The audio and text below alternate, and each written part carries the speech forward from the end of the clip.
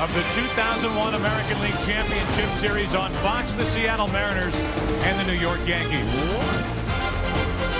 And now welcome to the broadcast booth, everybody. I'm Joe Buck along with Tim McCarver. Well, the Seattle Mariners got exactly what they needed yesterday, a victory, but they got it exactly how they needed it with some of their offensive studs finally breaking out of slumps. Meanwhile, it's Roger Clemons on the mound tonight for the New York Yankees, a guy that they really relied on to get them to the postseason. He's the one starter that doesn't have a win so far in this postseason. Has not won a game in more than a month, and Joe Torre doesn't know which Roger Clemons is showing up tonight. He doesn't know if that hamstring is going to give him a problem. If it does, Roger will have a tendency to pitch more with his shoulders level to the ground as opposed to the way he normally does, driving off that back leg and keeping the ball down. Guess who won 17 games for the Seattle Mariners? I know. Paul Abbott. That's the answer to that question. I at least wouldn't guess that a lot of people would know the answer to that question. Talk about it's been a long time. It's been 19 days since he made his last start. And he did have an appearance against the Cleveland Indians. That was the game in which the Indians beat Seattle, Game 3 of the LDS, 17-2. Lou Piniella thought Paul in that game was tipping off his pitches. They hope to have that settled by game time tonight. The one thing, however, if neither starter is effective this evening and they both have to leave around the fourth inning, I think Seattle has a slight edge because they have a deeper and more balanced bullpen. Yeah, if the Seattle Mariners are going to win this game, they're going to get their runs against Clemons and the middle relief. Right. Most likely not Rivera, and the middle relief showed yesterday how thin it can be for the New York Yankees. That's Tim, I'm Joe. The game in just a moment. Right now down to the field and Bob Shepard. Please rise. And let us now take a moment in silence to remember the tragic events of September 11th, 2001, and the brave men and women who are now overseas fighting to defend our freedom and our way of life.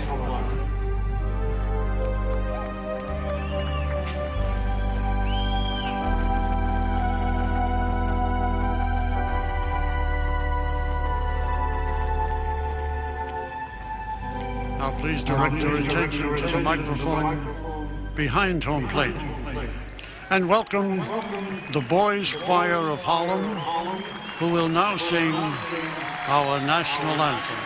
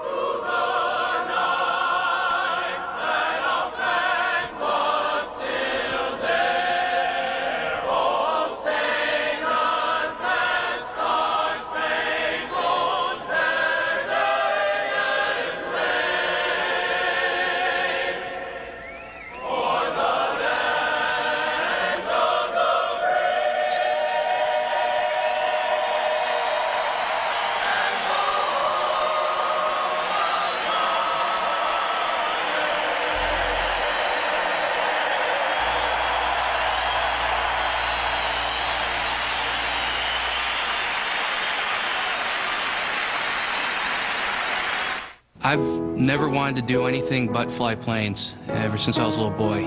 I actually still stand out and watch them take off. I said I wanted to be a pilot when I was about 4 years old. I have a son who is a first officer for United. I have a stepdaughter who is a flight attendant. My wife is also a flight attendant. I still get the same rush. You know, there's nothing like it. It's the best job in the world. I've worked for United for the last 14 years. Baseball here since 1923, which is coincidentally the year of the Yankees' first World Championship. The Seattle Mariners were down 2-1 to the Cleveland Indians, won 2 in a row, and that's why they are in the American League Championship Series. They're now down 2-1 to the New York Yankees, trying to win here either tonight or tomorrow night to get this series back to Seattle. Tonight, it's Paul Abbott. Tomorrow, it's a matchup of Aaron Seeley, who was 0-5 in his career in the postseason, 0-2 this year, against Andy Pettitte, one of the better postseason performers active in the game right now. And the Seattle Mariners, even though they won yesterday, they're down 2-1.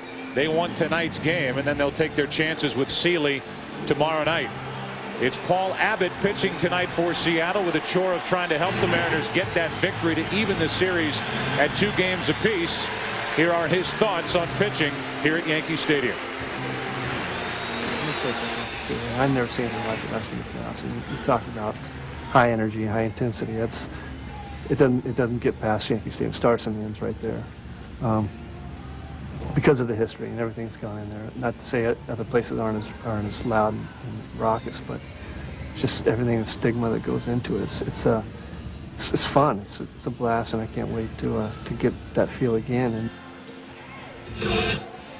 Paul Abbott was the beneficiary of the best run support in the American League, which is one of the big reasons why his record went to 17-4 during the regular season. Tim, you're talking about a former 3rd-round pick back in 1985 of Minnesota. Was 3-6 over parts of 3 seasons with the Twins. Signed by Cleveland as a minor league free agent. 4.5 years in the minor league. Signed by Seattle as a minor league free agent. That was in January of '97, and here he is 17-4 and starting for the Mariners, who trailed 2-1, matched up against a 5-time Cy Young Award winner in Roger Clemons here in New York. It may be 6-time Cy Young Award winner after the voting this year.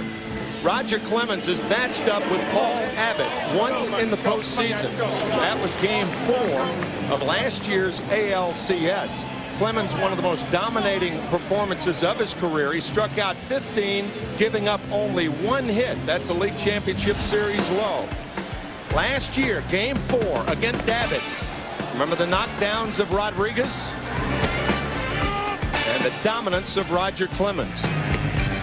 It was the only game that Clemons pitched that series, and that's the only hit, which tipped off the glove of Tino Martinez and went down into the right field corner. That was all. And the Yankees ended up winning in 6 games, due in large part to the home run that David Justice hit against Arthur Rhodes. And as is tradition now for Roger Clemons, he rubs the babe's forehead. The Ruth Monument out in Monument Park, and headed in. We noticed that Clemons was a little late in getting out to the bullpen to warm up. We're starting this game, supposed to start it right at 8. Typically we get underway well after 8 o'clock here in the East. And Clemons a little late getting down there to warm up, and therefore the Yankees a little late in entering the field to wait for pitch 1 of Game 4 of this LCS. We'll give you the starting lineup for the Seattle Mariners, brought to you by Kia. And if you watched yesterday's game, you'll notice the lineups are identical for each side, same as we had here yesterday. Ichiro, Mark McLemore, Brett Boone, who had a big day yesterday. Edgar Martinez has yet to break out of his slump here in the LCS. Then Olrud, Javier, Mike Cameron in center. Tom Lampkin is the catcher again, and David Bell is at third base batting 9th. And we look at the right-hander, Roger Clemons. As Tim mentioned, he has not won in over a month. Last win was September 19th. And it's odd because here is Roger Clemons, the first pitcher to go 20-1 in a season. He ended the season with a 20-3 record. And everything depends on whether Roger Clemons can push off that back leg. Is the hamstring okay? Mr. Splitty, that's what he is going to call on tonight. Roger, very humorous during the press conference yesterday. Highly unlike the very intense Roger Clemons. And that success equals fewer breaking balls. He has gotten away from that slider and been a much more effective pitcher this year. So even though that said Mr. Splitter, he called it Mr. Split-E. Mr. Split-E, right. S-P-L-I-T-T-E-E. So Mr. Split-E has to be working for Roger tonight. So Roger with a different side of his personality during the press conference yesterday, and backing up Clemens defensively is this group. Knobloch, Bernie Williams, Paul O'Neill in the outfield, with Brocious, Jeter, Soriano, and Tino Martinez on the infield. Jorge Posada catching Roger Clemens, who was making his 19th postseason start. However, during the previous 18, he has compiled a record of 5-6, 0-1 this year, and he has yet to go a full 5 innings in either one of his 2 postseason starts. So if the middle relief is tested for the Yankees again here tonight, as it was yesterday, that'll be a good sign for Seattle. They will do their damage against Clemens or the middle relievers, trying to get it done before Mariano Rivera steps on the mound. This broadcast also available in Spanish by utilizing the SAP button on your television.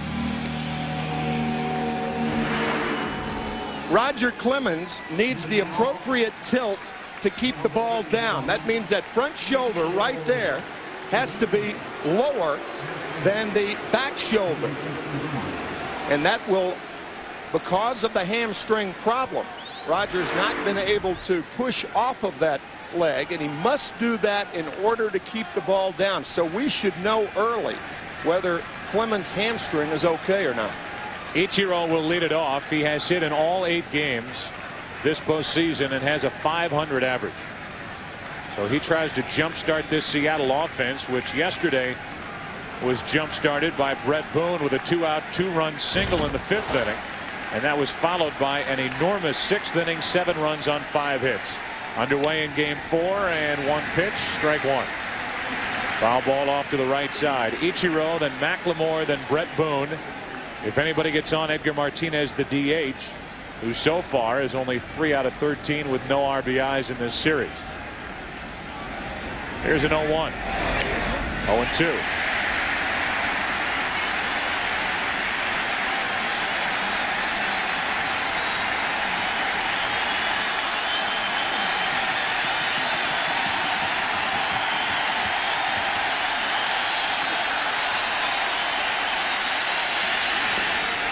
Ball 1.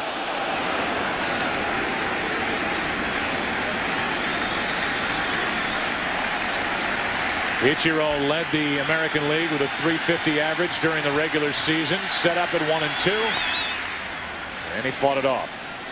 That is one of the maddening things that Ichiro does to pitchers. You make the pitch on him, and he somehow fouls it off. 7-time batting champion in Japan, and in his first year with Seattle, he wins the AL crown. Here's a 1-2. Still 1-2.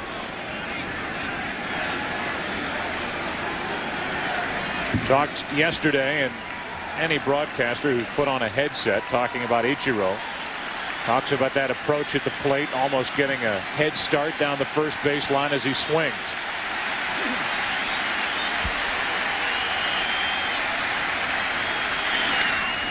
That's the 3rd and foul, so we've seen 1 foul after another go to the left side as Ichiro is just content to get a piece of it, to stay up there and wait for a mistake. He pokes them foul until he gets a pitch to hit.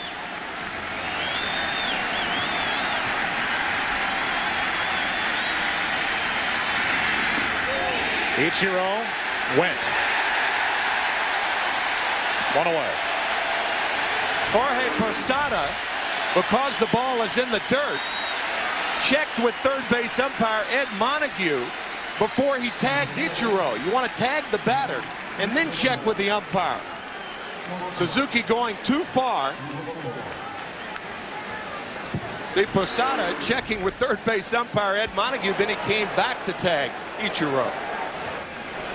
That is the 47th strikeout in ALCS play for Roger Clemens, which is the most all-time. He had been tied with Jim Palmer for that record. And he starts McLemore with a strike poured over the outside corner. Mark McLemore yesterday. Well, you could talk about the Boone Rude home run. The Boone 2-out 2-run single had a 3-run triple and a run scored in that 7-run 6th inning. 1 ball, 1 strike.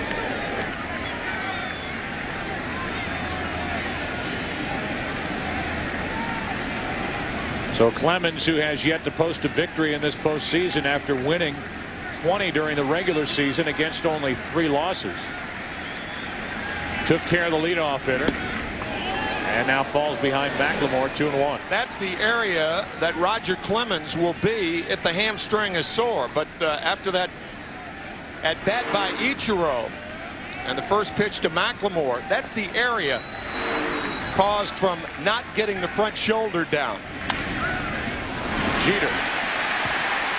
2 out.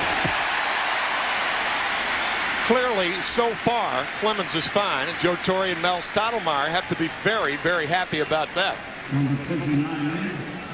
They look thrilled. Joe sipping on coffee, and Mel is sitting on his hands. Brett Boone now, the number 3 hitter, gets booed as he steps into the batter's box. How good did yesterday's 2-run single feel to Brett Boone? Followed that up with that. His next at bat, a 2-run home run to straightaway center field. Next time up, an RBI single. Had 5 RBIs in his final 3 at bats yesterday.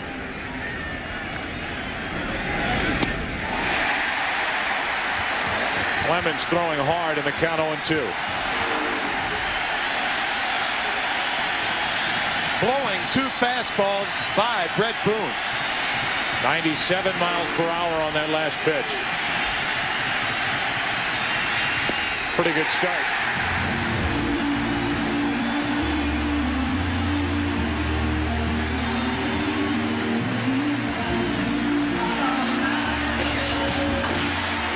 It's Abbott, the Seattle Mariners starter for tonight's Game 4, and it's the starting lineup for the New York Yankees, brought to you by Kia.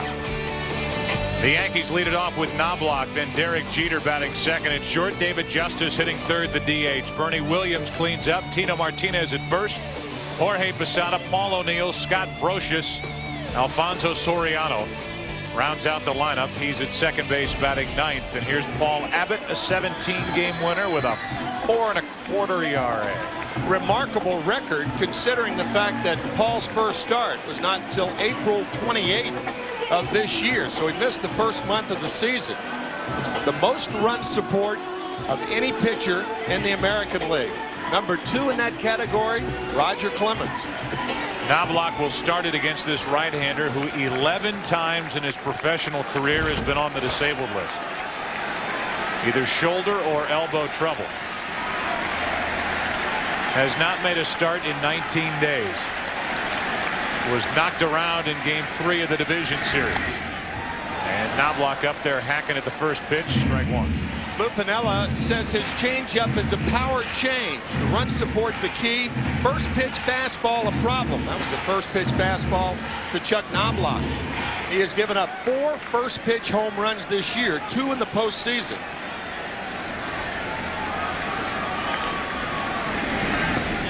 Abbott kind of a dart thrower as he comes up to the top and short arms it to the plate. 1 ball, 1 strike with Jeter on deck. We ask Lou Piniella what a power change exactly is. He said he can strike left-handed hitters out with that pitch. 2 strike changeups. Here's a 1-1 pitch. 1 ball, 2 strikes. We talked to Lou Piniella prior to the game, who enjoyed yesterday's victory, no doubt. We talked to him about that guarantee that he made after Game 2, losing Game 2 in Seattle. He said, I believe in my team. I'll never say something like that again, but I believe in my team. Got Knobloch over the inside corner, 1 away. Piniella seemed shocked that the guarantee picked up so much attention as you see that pitch. I'm sure Knobloch thought it was high. The home plate umpire, Charlie Rutherford, said strike 3. And that's surprising for a guy in Lou Piniella who managed here for 3 seasons and played with the Yankees for 11. He said, you know, it's almost like if any of the New York guys say it, it's, hey, all right, yay for us. If somebody else says it, it's, whoa, wait a minute now, what? Here's Jeter with 1 out, nobody on. Jim Fossil, it was fine. Lou Piniella, how dare he? Strike 1 on Jeter, who is only 2 out of 10 in this LCS. One thing I have noticed about Lou Piniella, as you look at Jamie Moyer's last night winner, but Lou appears to be much more relaxed than I've ever seen him in postseason. Experience will do that for you. 5th postseason appearance for Lou Piniella. I mentioned yesterday, and others have, that he has that World Championship with Cincinnati back in 1990. A 4-game sweep of the heavily favored Oakland A's. 1 ball, 2 strikes from Abbott to Jeter. Derek Jeter is all of 27 years old. It's hard to remember that for a guy whose first full year was his Rookie of the Year season in 1996 at the start of this great Yankee run. Mom and Dad watching from the seats as Jeter golfs one into left field for Javier. Good pitch from Abbott, 2 out.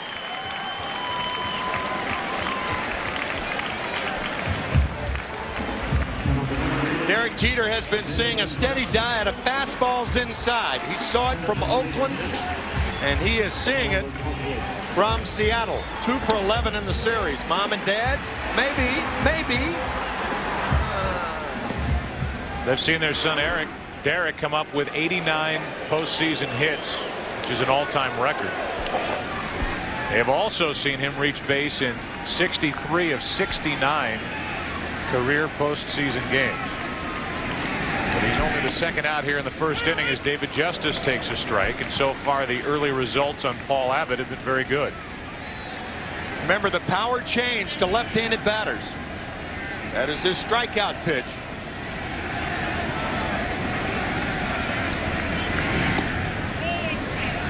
One ball, 1 strike. He has not thrown that pitch yet, but when and if he does, it will be to a left-hander. He stays away from that pitch to right-handed batters.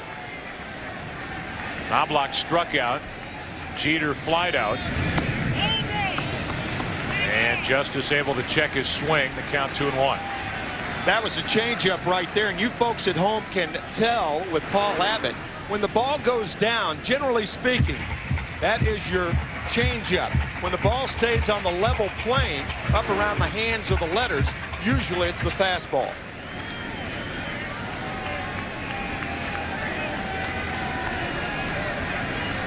Base is empty with 2 down, and Justice rolls one over to first.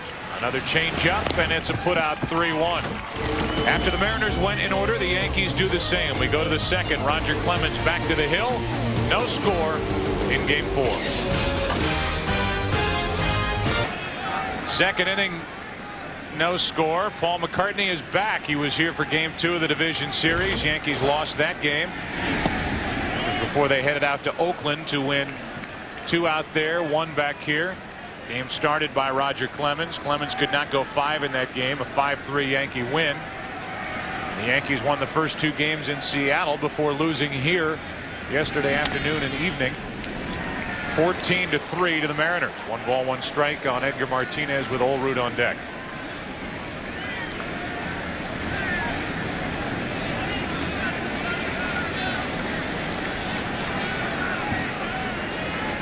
Edgar Martinez 3 out of 13 with 0 runs batted in so far in this ALCS.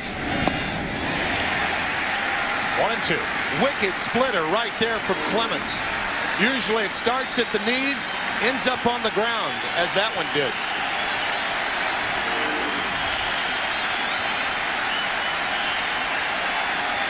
Looking for strikeout number 3.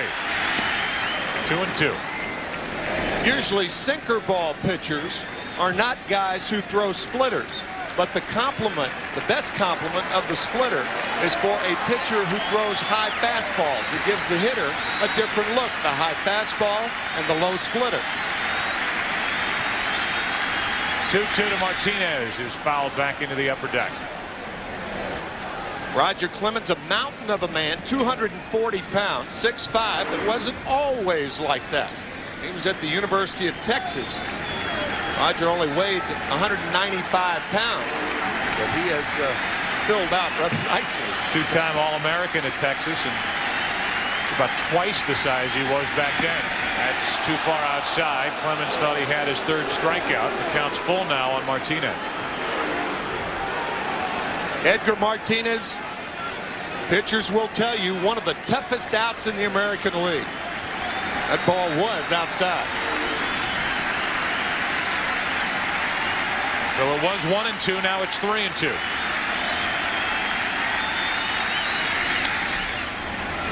That slicing foul and out of play into the upper deck. Edgar Martinez almost single-handedly beat the Yankees in that 1995 divisional series. In his postseason career against the Yankees, that's even factoring in his start here in this year's ALCS, which is 3 out of 13. He hit .571 that year. A big home run and knocked in the winning runs in extra innings of Game 5. Another 3-2. Martinez walks. You say it, Tim. We show it, Tim. Right. Roger Clemens back in Texas, 1983. He was there in 82 and 83. His record a combined 25-7. The winning pitcher, the 1983 College World Series championship game, as the Longhorns defeated Alabama. Roger went to the University of Texas after 1 year at a junior college, San Jacinto, same junior college. Andy Pettit went. Olerud takes ball 1.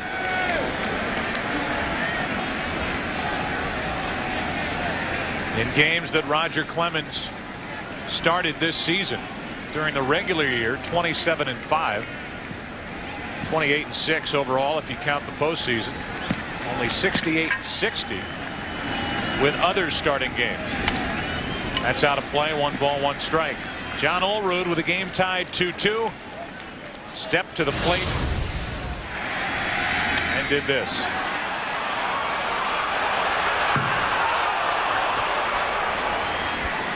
That started a 7-run 6th inning. It was the beginning of the end for Orlando Hernandez. Here's a 1-1. 2 balls and a strike.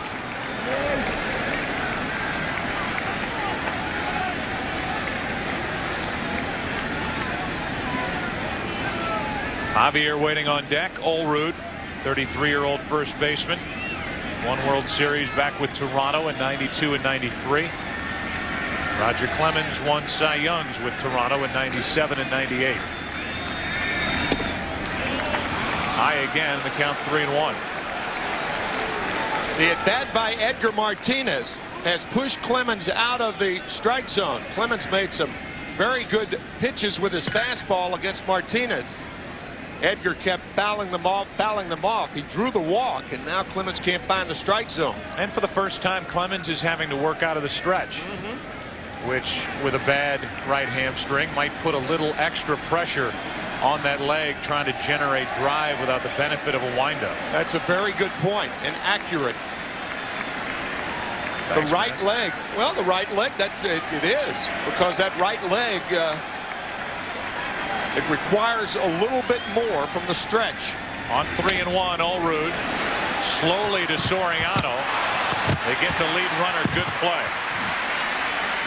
So the force out 4-6 as Soriano made the play to his left. Right now, here's Jeannie Zelasco at our Fox Network Center in L.A. Joe in Atlanta all rested up and ready to go. Randy Johnson so far appears to have picked up where he left off. Just ask Chipper Jones. Big hit. Its first strikeout victim of the day. No score. Bottom 2. Joe, you rarely see that with Soriano moving to his left. He was going to go to first base, and Tino Martinez pointed to second base, telling Soriano that Edgar Martinez is not a fast runner, but he had to wait up for the ground ball too. That combination made him an easy out at second base. So it's a runner at first, now 1 out for Stan Javier. Stan yesterday 2 hits, but the play that everybody's talking about is the home run he took away, and here's Soriano to his left, changing his mind with the help of his first baseman Tino Martinez to turn and get the lead runner. Had an idea about first, but Martinez had to hold up because of the ground ball, and Tino actually pointed to second base, and Soriano did as he was told. Here's an 0-1 on the outside corner, 0-2.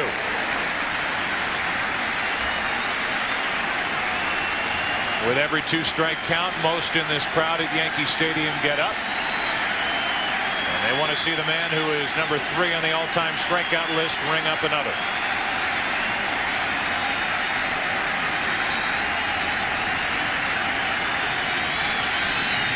There's another.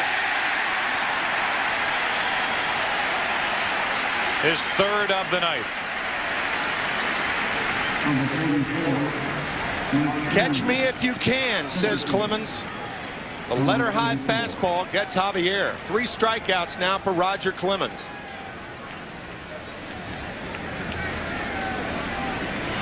And we are just into this game, but it is easy to see that here in the opening innings, he is throwing the ball much better than his 2 starts in the divisional series. He's throwing the ball as well as he had in a month and a half.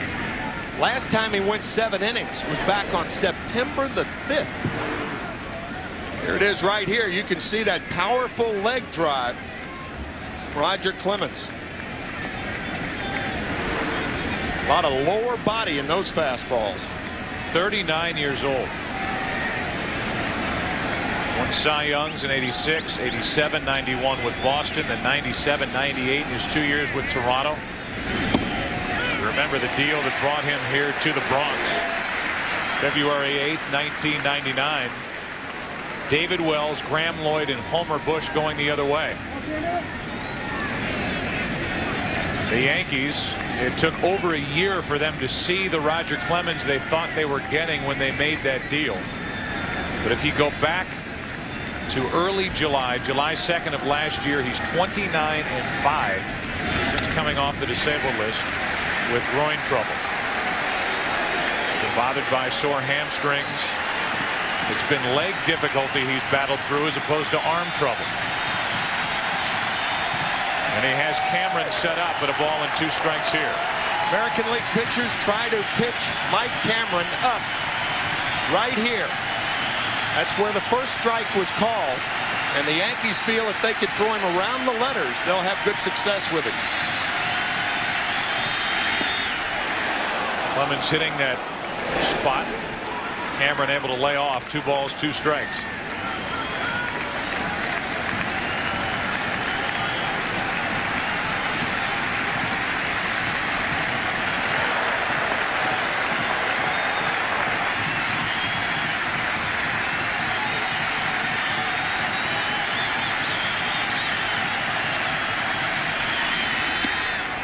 Up again, 3 balls, 2 strikes, and now the runner Olrud will go at first. There are ways to combat that, says Mike Cameron. If he's going to throw it up there, I just won't swing at it.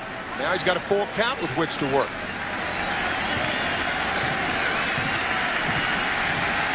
(3-2) heat or 3-2 forkball.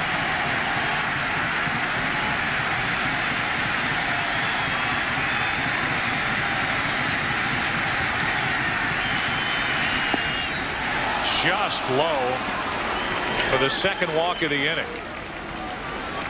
So Clemens finally got the ball down, and it was too far down. 2 walks. It's 2 on with 2 out, and Lampkin coming up. Fine at bat by Mike Cameron. So Martinez and Cameron have both walked on 3-2 pitches. Olrud hit a 3-1 pitch, so a lot of pitches thrown by Clemens in this game, but 5 times this year he has thrown over 120 pitches in a game. The pitch count for Clemens is not nearly as important as it is with most pitchers. Orlando Hernandez was up over 120 as he was pitching in the 6th inning here yesterday. and he was out of the game shortly thereafter. Yesterday, 7 out of 19 were the Seattle Mariners with runners in scoring position. They were awful prior to yesterday. 0 for 10 in this series. 6 out of 42 overall. But again yesterday, 7 out of 19 as they piled up 14 runs on 15 hits.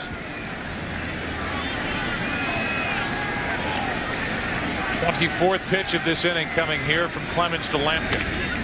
Pretty good swing, but the count 0-2.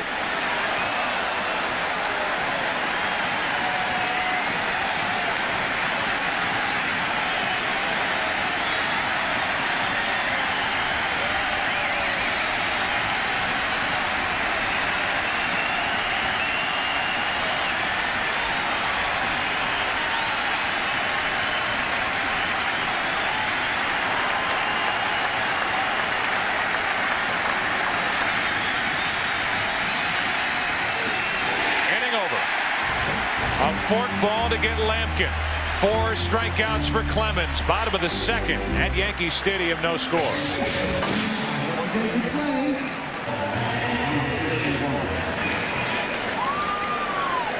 There aren't many people that can show up at Yankee Stadium, have his music played, get that kind of reaction from the crowd, salute the crowd after he helped put together that benefit last night at Madison Square Garden. I couldn't believe that. He knows the words. Yeah. How about that? He's playing the bass line to it right now.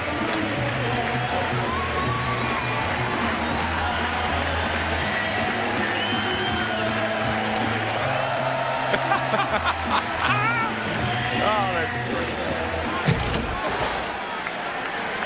That's Sir Paul McCartney at a baseball game here at Yankee Stadium. Second time we've seen him in the postseason as Bernie Williams steps in. It'll be Williams, Tino Martinez, and Jorge Posada against Paul Abbott.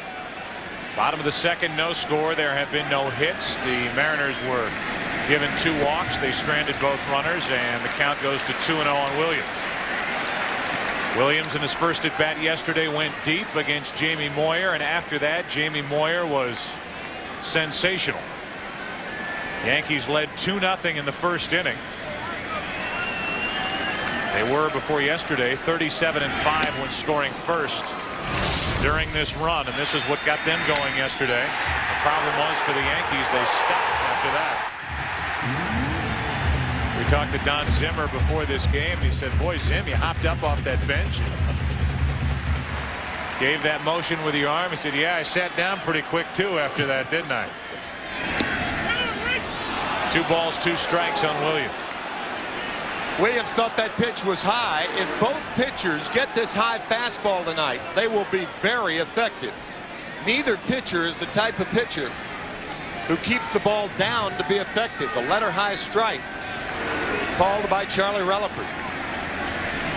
Both will be helped. Clemons, you would figure, would be helped more.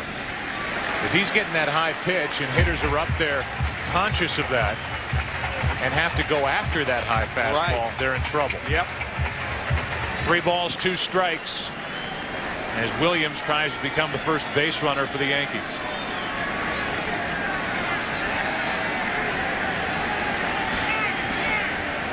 And time granted just before the pitch. Home plate umpire, by the way, is Charlie Relaford. And he has given 2 high strikes to Abbott so far in this game. That's too low, and that's ball 4, a leadoff walk.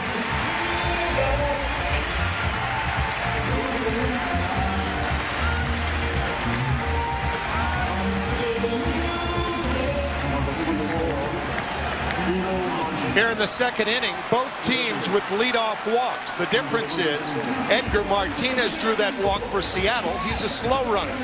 Bernie Williams, a fast runner, drew the walk for the Yankees.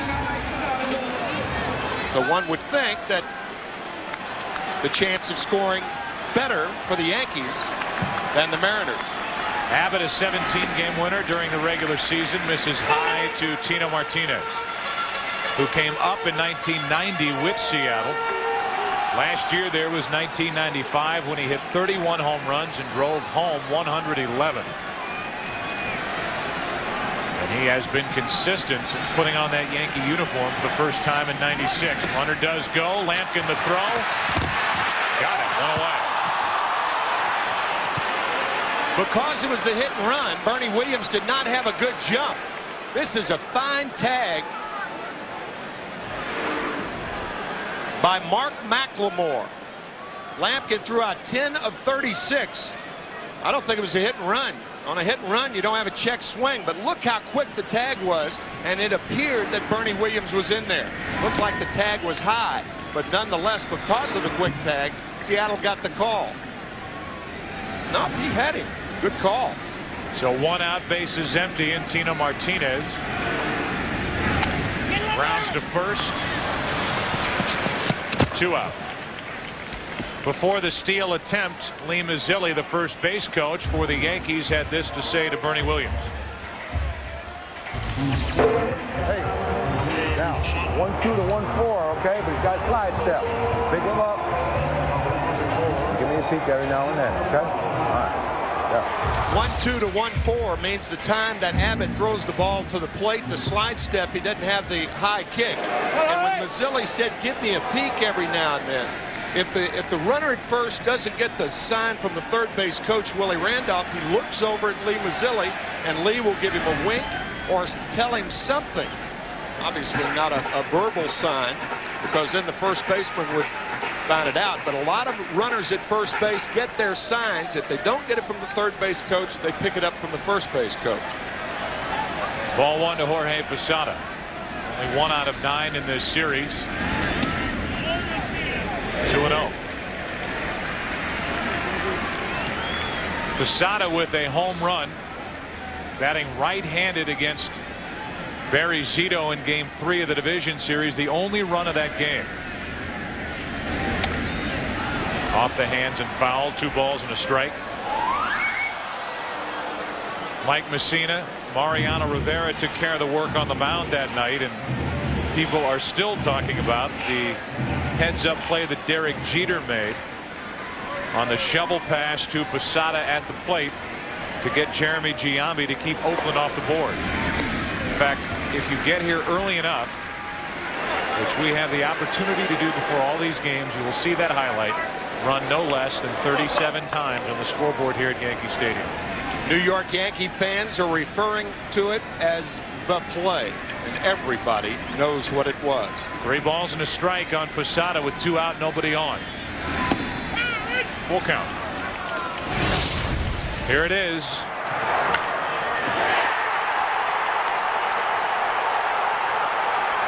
Spencer missing the first 2 cutoff men, and Jeter with a flip to Posada. Now Posada draws a 2-out walk. Second walk of the inning, and the second inning still alive for New York. I have never seen a shortstop make that play. Jeter's position is to be the cutoff man between the right fielder and the third baseman, so he came from behind the mound to make this play. Remarkable. He read the poor throw from Spencer and got there. That's right. In time to catch it on the run and flip like an option play, like the Jets saw Oz Hakeem flip to trunk candidate at Giant Stadium today for the play at the plate. 1 on with 2 out, and O'Neill hops out of there.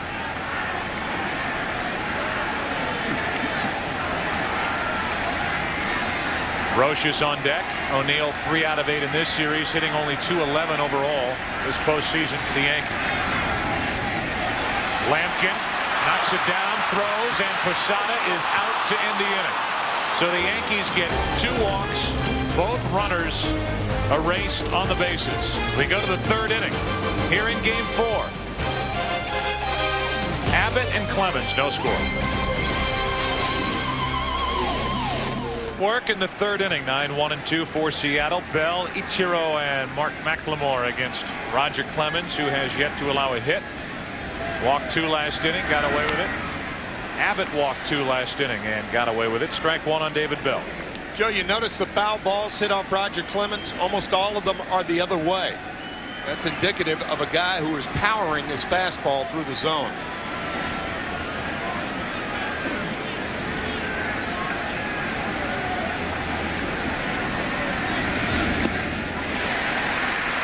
That pitch disappeared in the count 0-2.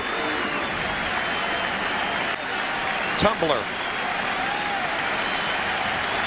Very descriptive pitch.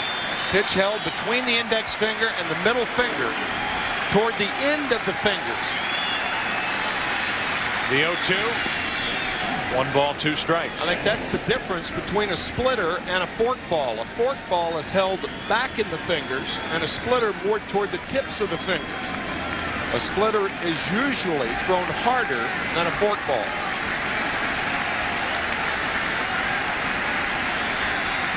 Fork ball grip, fork ball pitch, strikeout number 5. You can peek into that glove and see the fork ball grip of Roger Clemens, and then watch the action of that pitch down and in, 1 out. There it is right there, and you can see down toward the end of the fingers, you see that little space between the ball and the crook of the fingers. A medical term. Yeah, I don't think I've ever used that. I'm looking at my fingers trying to decide what do you call that. I guess it is the crook. Sure. Yeah.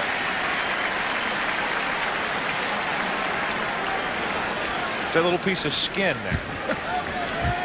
Between the index finger and the middle finger. Right. Yeah. 5 strikeouts for Clemens, and Ichiro has to get out of the way. 1 ball, 1 strike.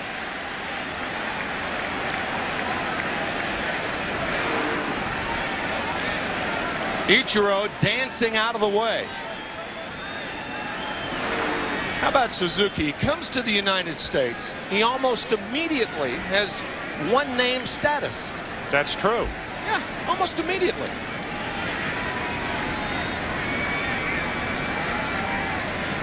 Uma, Oprah. Oprah, Uma.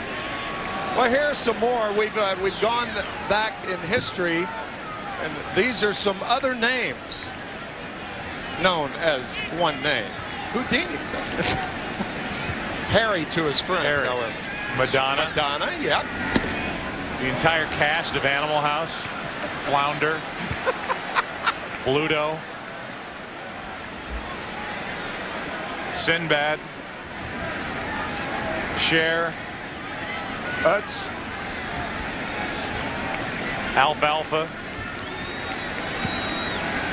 Santana. That's a strike in the count, 3-2. Ichiro has only walked 20 times, not including the intentional walks, in 692 plate appearances this year.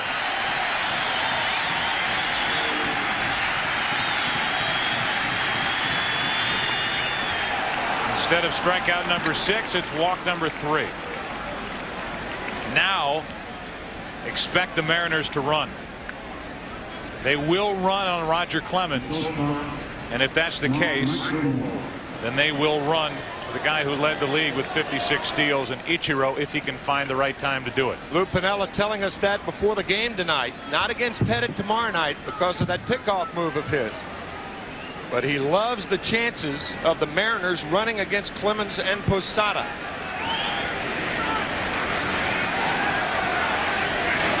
We asked him the question, can you run against Roger Clemens? And he paused for a minute, and then he just kind of looked up and said, we'll run.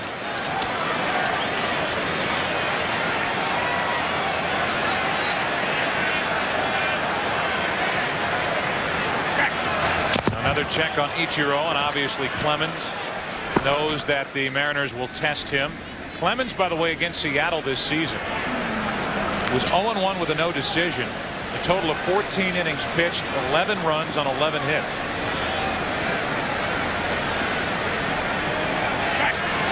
Three in a row, and that was close.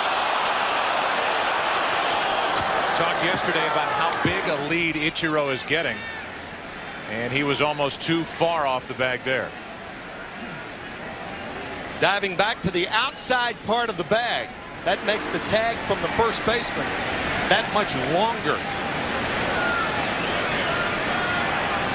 Huge lead. Not running as McLemore takes a high strike. You could see him break that left leg as if to go back to the bag, and that's what throwing over to first base does. It makes a base runner aware. Watch right there. The right leg going back toward first base. That's really all a pitcher needs.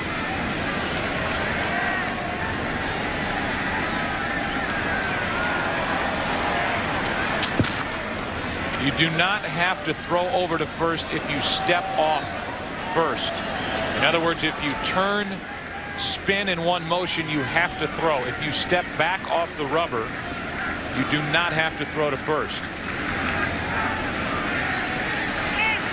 Now McLemore steps out at the plate.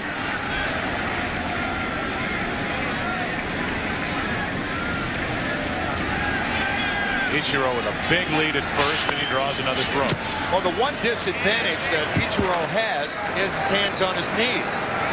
The problem with that is before you run, you have to take your hands off your knees. So all good base runners will never take a lead with their hands on their knees. Pitch out, ball one. Somewhere Lou Brock, your former teammate, is smiling. He certainly is. So is Maury Wills and Ricky Henderson. Used to those pictures of Henderson with his hands hanging down and his fingers twitching. Ichiro is unique in that often the left hand is on the left knee. Like that. Hasn't taken off yet. Now Clemons is behind on the count 2-1, and the chances of Ichiro running become greater. Absolutely. The best running count other than a 3-2 count is 2 balls and a strike with less than 2 outs.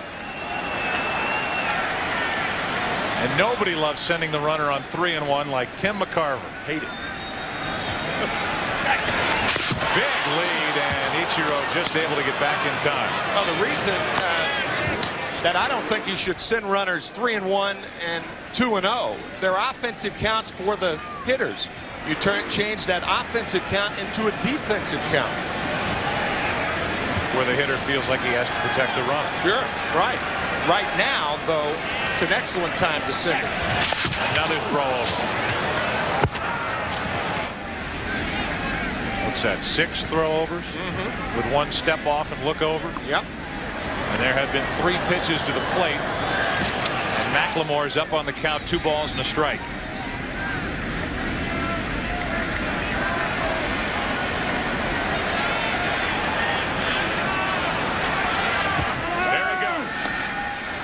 Posada, no chance. And the stolen base for Ichiro is his 3rd of this postseason. It was only a matter of time, and the time was on the 2-1 pitch. McLemore taking, and Posada, in fairness to Jorge, did not have a good pitch to handle.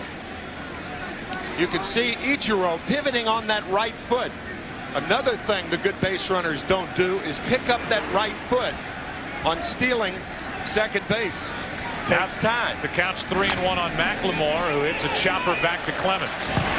2 out. And Ichiro still at second with Brett Boone coming up.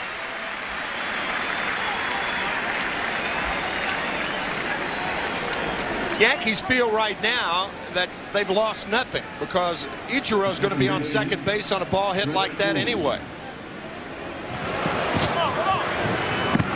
Well, now they've got Boone at the plate. We talked about it yesterday after getting that flare to go in and out of the glove of Chuck Knobloch, the left fielder, yesterday for the 2-out 2-run single to tie the game. And you wondered how he would build on that, and he did with a 2-run homer to center and an RBI single in his final at bat. Struck out his first time up today, and Clemons got him with fastballs up around the letters, and he goes back up there for ball 1. Bam. Bam. Bam. The damage was done yesterday on breaking pitches for the most part. Clemons can overpower Boone up the upper reaches of the strike zone and out of the strike zone. 2-0. The Yankees, I'm sure, wondering how long they're going to keep Edgar Martinez out of the RBI category, where he has zipped so far in this ALCS, and he may get a chance here in the third inning as the count goes to 3-0 on Brett Boone. I think if you're Lou Piniella, you let Boone hit right here. If you're Boone, you make Clemons get the ball down in the strike zone.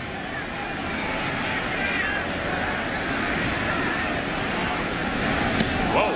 Up and in. Ichiro will go to third, and Boone will go down to first with his heart beating twice its normal rate, as that pitch came up and in awfully close around the chin of Brett Boone.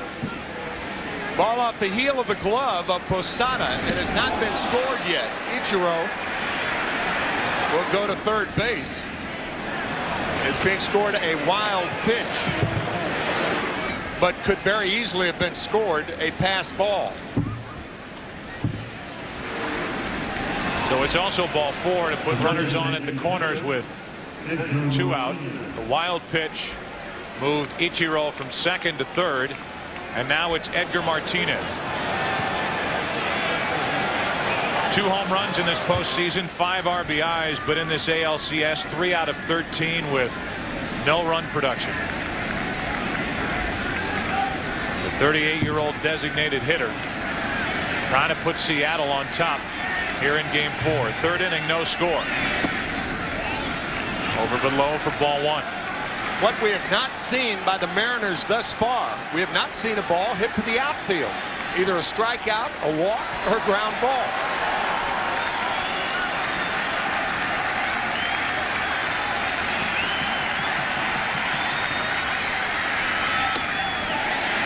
One and 1.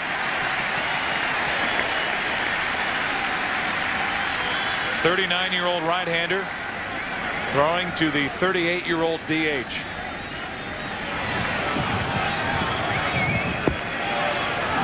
Ichiro and Brett Boone on the bases.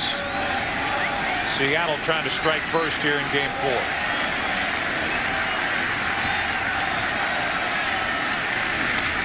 Pop up. Foul territory. Posada.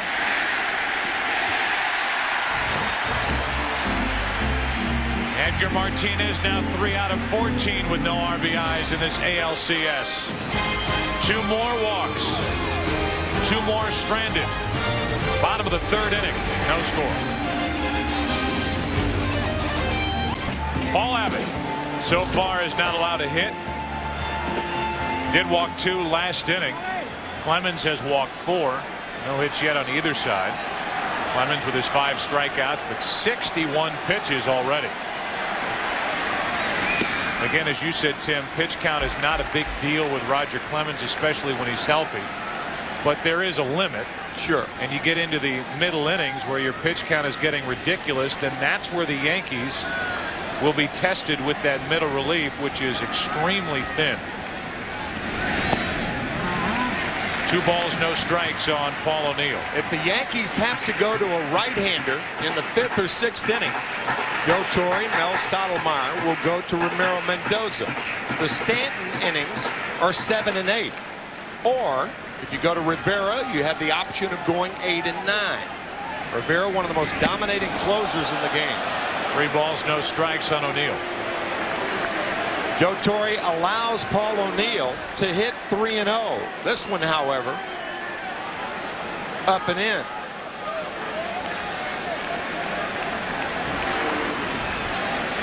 So now a 3-0 count on O'Neill with Brocious and Soriano to follow against Abbott. And a 4-pitch walk. 3 of the last 4 hitters faced for Abbott have been handed walks. Tomorrow at 8 Eastern, 5 Pacific here on Fox, it's game 5 of the ALCS, where the Mariners send Aaron Seeley to the mound. The Yankees will have Andy Pettitte on the hill.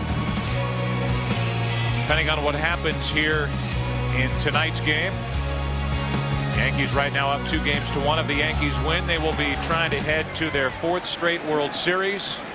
And while Seattle just trying to get this series back to Safeco Field. That'll be tomorrow night, 8 Eastern, 5 Pacific on Fox. A leadoff walk, and now Brocious. Strike 1. Because the Yankees had 2 runners erased at second base, Bernie Williams and Jorge Posada in the second inning, they are less inclined to be running right now. You don't want the caught stealing or the assist by the catcher to continue. A bunt. Abbott thought about throwing to second. They get the out at first, 1 away. The sacrifice is good. 1-3. Yeah, because you are not going to run. Paul O'Neill, remember, had a broken foot, was out for a month. Then the alternative is to bunt. Brocious, one of the better bunters on the Yankees, and lays down a blueprint toward first base. So even though we're in the 3rd inning, Joe Torre, whenever you bunt and sacrifice, you have a tendency to play for 1 run. Abbott looks at second, had an idea, but he takes the sure out. So now a runner at second, 1 out, and Soriano, the rookie in this group, who was 4 out of 11 in this series, hitting .276 during the postseason overall, could put the Yankees on top. Ball 1 low. Soriano,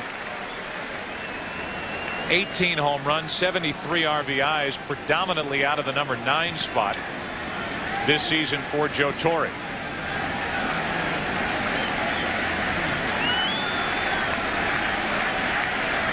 O'Neill at second with 1 out.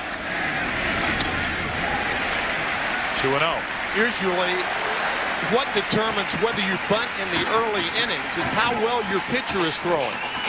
If Roger Clemons was not throwing well, Joe Torre doesn't try to bunt there. But because Clemons has had dominating stuff so far, that's why he opted to bunt. And it also helps having a number 9 hitter like Soriano that can drive in runs. Got it. Here's a 2-0. 3 balls, no strikes with Knobloch on deck here in the 3rd inning. Soriano is not a hitter that Torre will give the 3-0 hit sign to.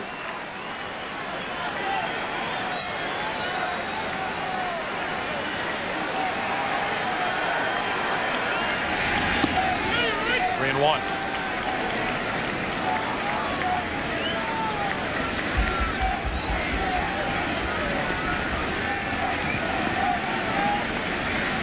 Yankees looking for the first run. They're also looking for the first hit of the night. 3-2. Little cut fastball right here. Might have been a slider. I think it was. The Diamondbacks have taken the lead in the 4th inning at Atlanta. We will give you that highlight in just a moment. Right now, Soriano trying to provide a highlight. He draws a walk. 4th of the night handed out by Abbott. Knobloch will bat with 2 on and 1 out.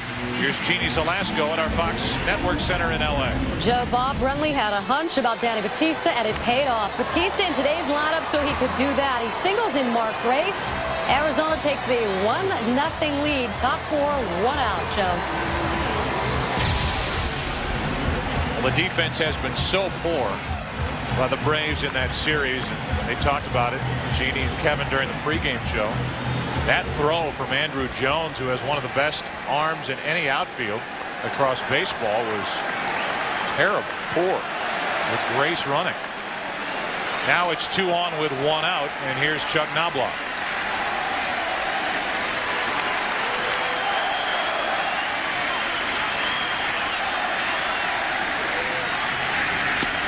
Strike 1. Knobloch went after the first pitch his first time up, fouled it away, and eventually struck out Jeter next.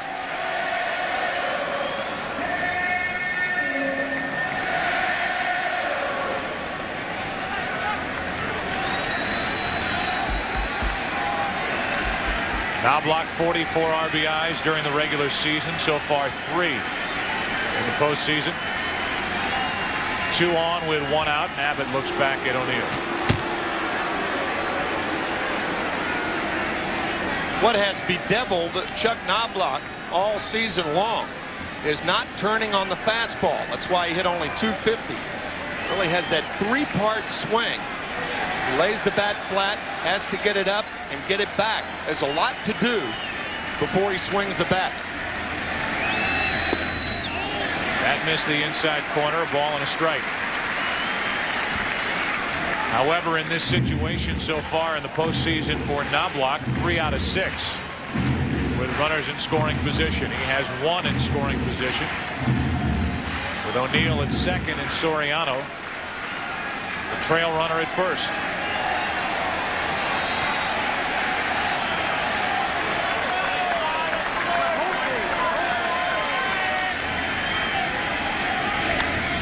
Popped up right side.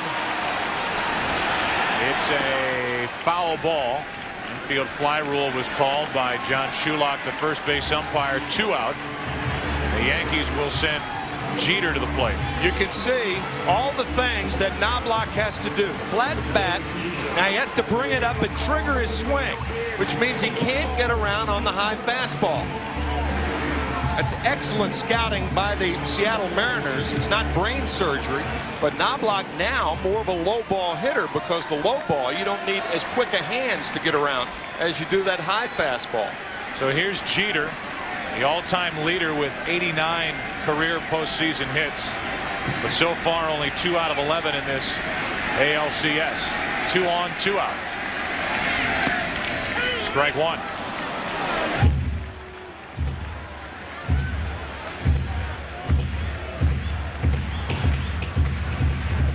Two walks in the inning, 2 walks last inning. Clemons has done the same. 2 walks in the second, 2 walks in the third.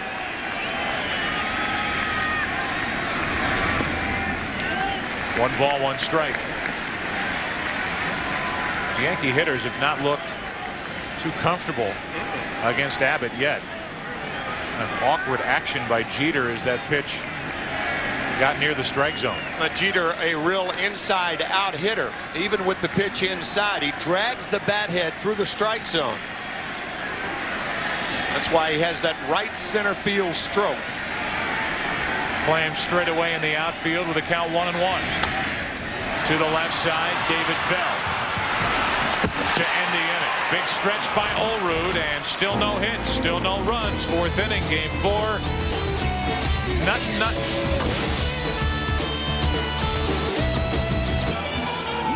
Well, it'll be the number 5, 6, and 7 hitters for Seattle. Roger Clemens so far has struck out 5, walked 4.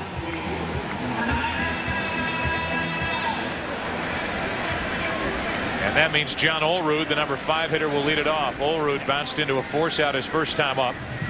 2 out of 13 in this ALCS with a home run yesterday. Right back up the middle, and there's the first hit of the night.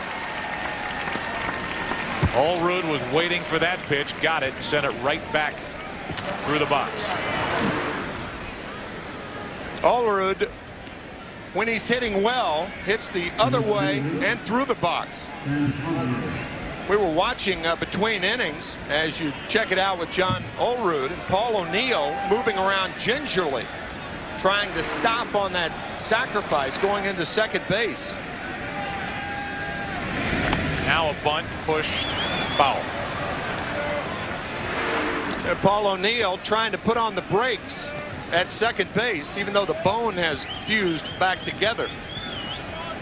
You could see him limping right there. You know, even when he got his break going down to second, you could see how frustrated O'Neill is.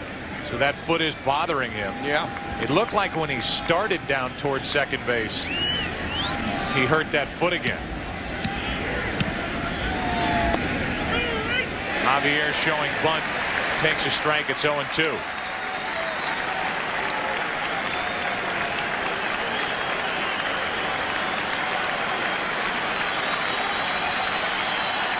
So we'll see how the Mariners want to play it with Javier. The count of 0-2. See if they abandon the bunt. I think you absolutely do that. They do, as he's ready to swing, and Posada blocks the ball in the dirt. 1 ball, 2 strikes. It has been in vogue, normally traditionally in baseball, with pitchers like in the National League with 2 strikes. It's standard to bunt with 2 strikes. But over the last 5 years, there have been a lot of everyday players who have been asked to bunt with 2 strikes. The Javier is too good a hitter to take the bat out of his hand. A ball and 2 strikes.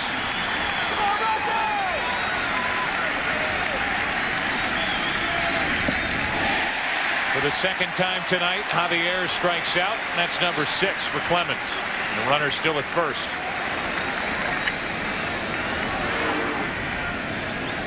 The splitter, Mr. Splitty, is working tonight for Clemons.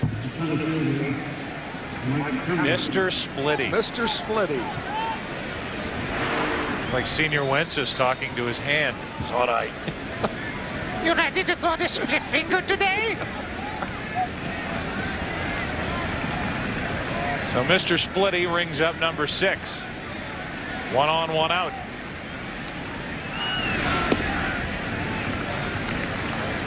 Ball 1 to Cameron. Here is once again we misspelled Splitty. S-P-L-I-T-T-E-E. Mr. Splitty. See, I'd go E-Y at the end.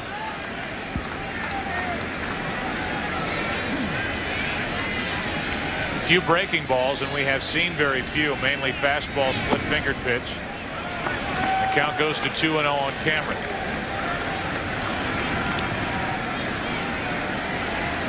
All right. There it is. We repaired Mr. Splitty. Hamstring seems okay. Yes, sir. Way he's throwing, nothing's bothering him tonight, or Paul Abbott for that matter.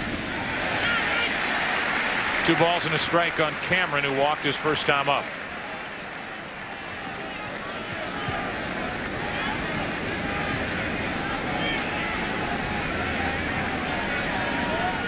Atlanta is on the board as they get a home run from Julio Franco, and we will show it to you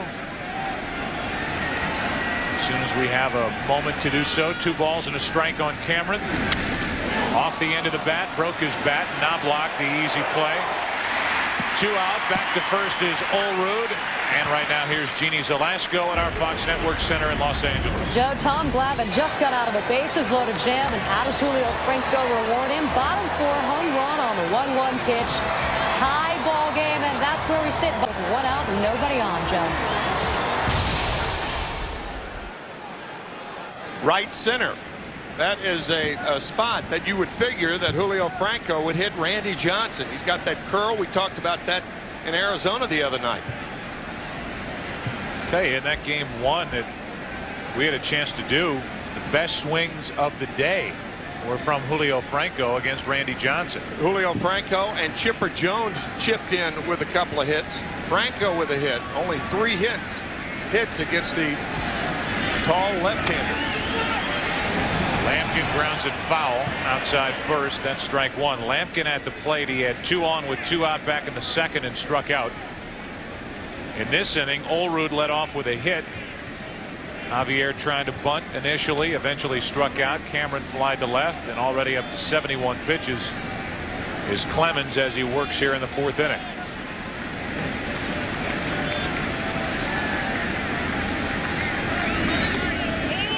Over but low, 1-1. Number 9 hitter David Bell waits to hit next.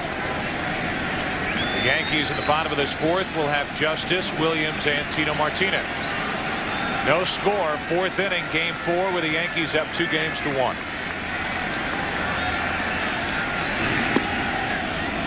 Two balls and a strike on Lampkin.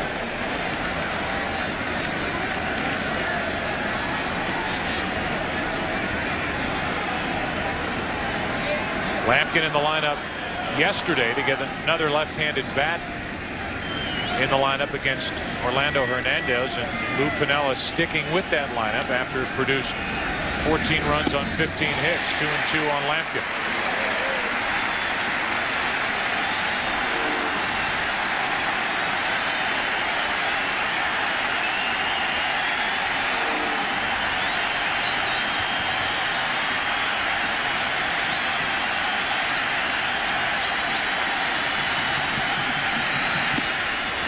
Full count, and Olerud will get a head start at first.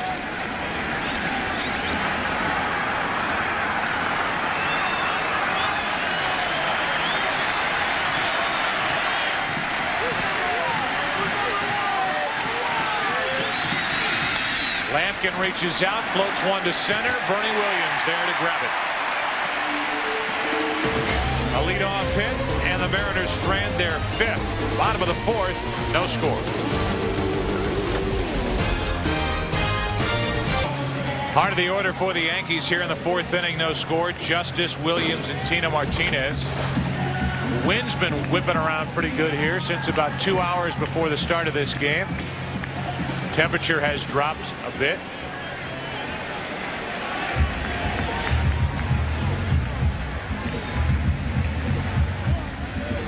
Actually, the wind has died down a little in the last inning, but the temperature may drop here shortly, you tell me, meteorologist Tim, as we start the bottom of the fourth. And a strike on the outside corner. There is a cold front that is supposed to be moving through the New York area, so it should be cooler for tomorrow night's game. That'll be game 5 tomorrow night. Aaron Seeley and Andy Pettitte. 8 o'clock Eastern, 5 o'clock Pacific, right here on Fox, as Justice is the count even on him. 1 ball, 1 strike. 2 out of 10 in this series against Seattle pitching. Bothered by groin trouble really all year. Lifts this one into left. Javier. Anything but routine, and the wind may have played a factor there as it moved it on Javier. 1 out. That power changeup Lou Piniella was talking about. And this is what Joe was talking about. The wind pushing that ball toward left central. So with 1 out, nobody on, Bernie Williams, who walked but then was out stealing, back in the second, and later with 2 out and Posada on at first. Ball squirted away from Lampkin on a pitch to O'Neill, and Posada was thrown out trying to go to second. Javier is a little more sure-handed, back around the wall, about 2 feet over the wall, taking a home run away from Soriano in the 3rd inning. Keeping it 2-0 at the time. Yankees on top. The Mariners tied it shortly thereafter and took the lead for good in the 6th inning. No balls, 2 strikes on Bernie Williams, and the Mariners have to be thrilled with how Paul Abbott has started this game. No runs, no hits, 4 walks, 1 strikeout. That's a foul ball. Just foul by about 6 inches. And Paul Abbott has been very poised, and he has used his pitches and mixed them up very well. Just foul. Had it been a fair ball, and Olerud sucks it up.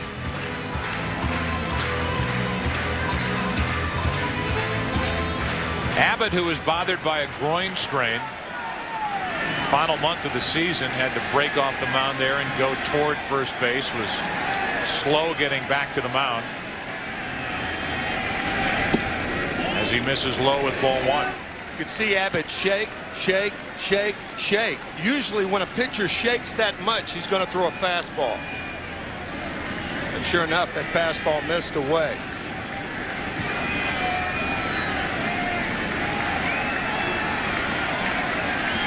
A 1-2 pitch, 2-2.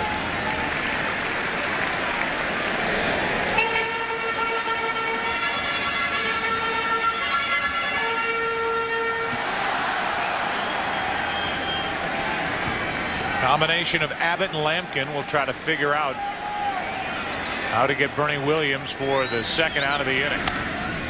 That's sliced foul.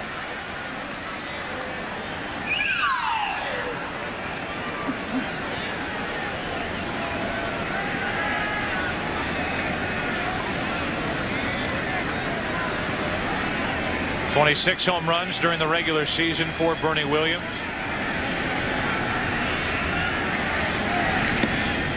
It was 0-2, now it's 3-2.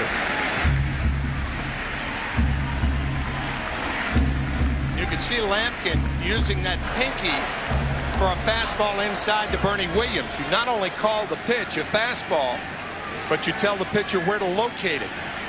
Another one inside. 14 career postseason home runs for Williams as he takes ball 4. So there's one that got away from Paul Abbott as the pitch gets away from Lampkin. An 0-2 count, and Williams draws a walk. This fall, Fox presents Kiefer Sutherland in 24. Believe what you've heard. TV Guide says Fox's 24 is 24-karat entertainment. And the New York Times calls it an edge-of-the-seat thriller. Series premiere of 24 coming Tuesday, November 6th to Fox. Number 24 digs in for the Yankees. Tino Martinez with 1 on, 1 out, as Abbott just handed out his 5th walk, which for a guy like Clemons isn't a huge concern. For a guy like Abbott, rare is it that a pitcher with Abbott stuff can walk 5 guys in 3 1/3 innings and get away with it. That's true. So far, he has gotten away with them.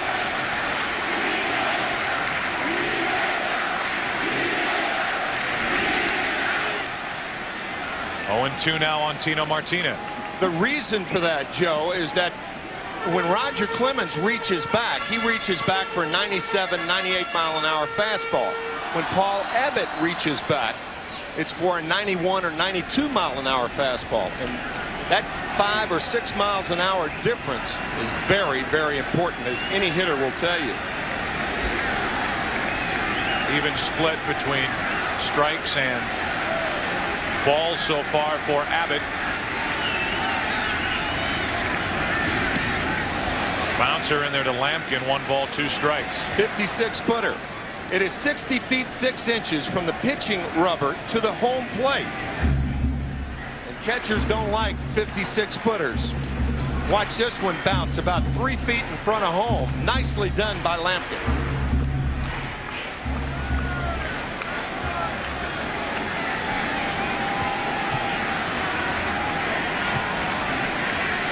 Martinez bounced out to first, his first time up.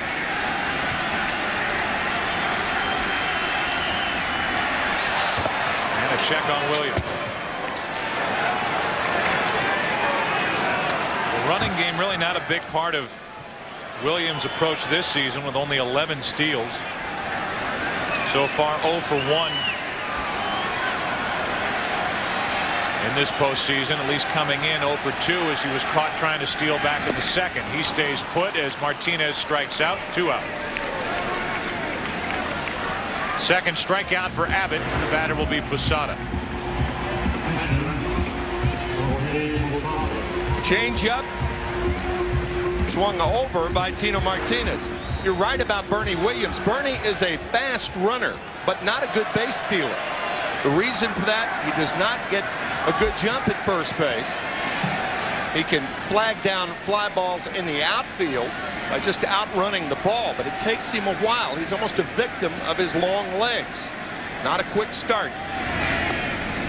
Posada has started this LCS slowly. At 1 for 9, he walked and then was thrown out. By the way, it was not a caught stealing on the play. It was a put out 2-6 to end the second inning. The switch hitting catcher, 22 home runs during the regular season. He has that 1 postseason home run this year against Oakland. 1 ball, 1 strike.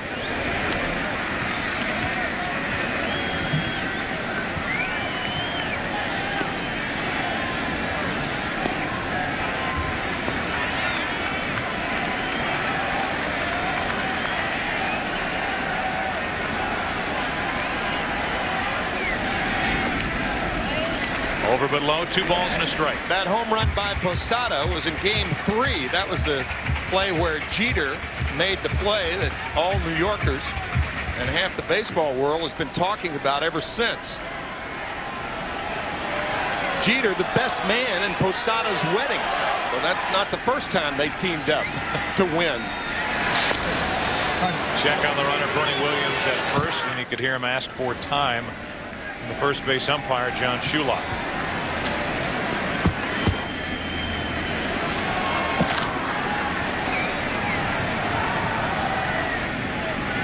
Jorge and his wife during this season, going through a rough time as parents.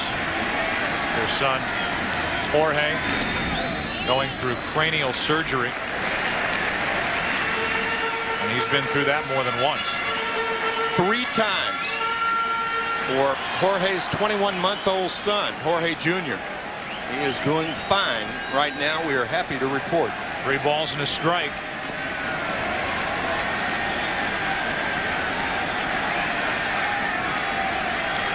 Posada with 4 career postseason home runs. That's ball 4. It's 2 on, 2 out.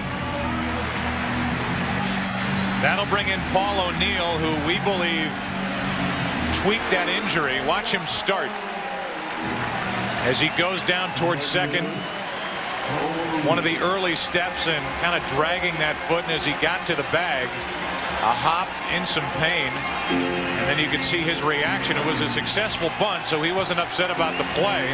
He was upset about the way that foot felt after going first to second. And now, as these Yankee fans and Joe Torre have asked for numerous times, they ask for a big hit from Paul O'Neill, who is likely to retire at the end of the season.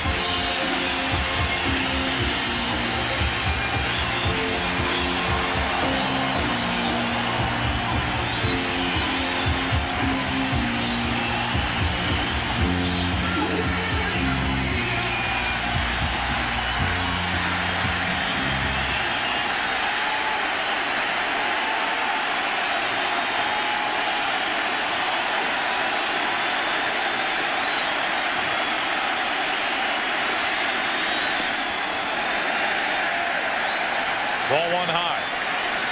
6 walks now from Paul Abbott. Still no hits allowed.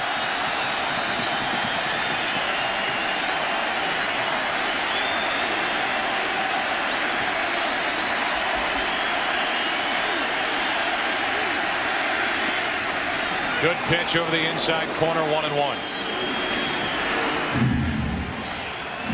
It's a strike, but it's in O'Neill's power zone. That ball down and in. A very dangerous pitch in this ballpark because of the short right field porch. Right now, Abbott will take any strike he can get. Right. A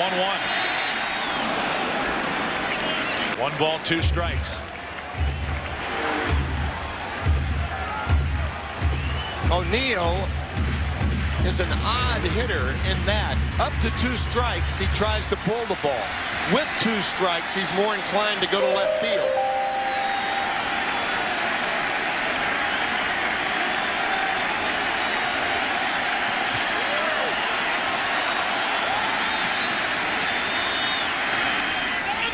Broken bat from a guy with broken foot, and the inning is over. So 2 more walks, 6 on the night. We go to the 5th. Still no hits for the Yankees. Only 1 on the evening. There's no score. Back after this from your local Fox station.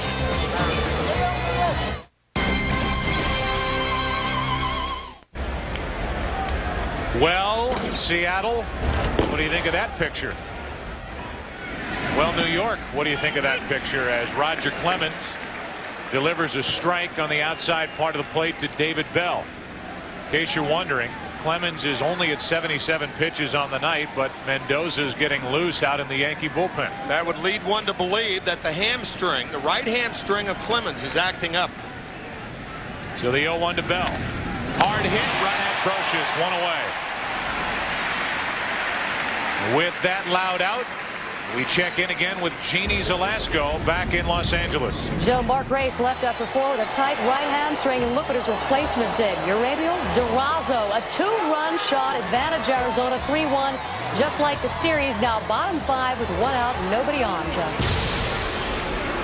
All right, Jeannie, so Randy Johnson now has a 2-run lead as Arizona tries to eliminate Atlanta and move on to the World Series, which will begin on Saturday here on Fox. We look again at the first out as Bell has one of the hardest hit shots of the night. That was a rolling splitter, and that's I'm sure one of the reasons.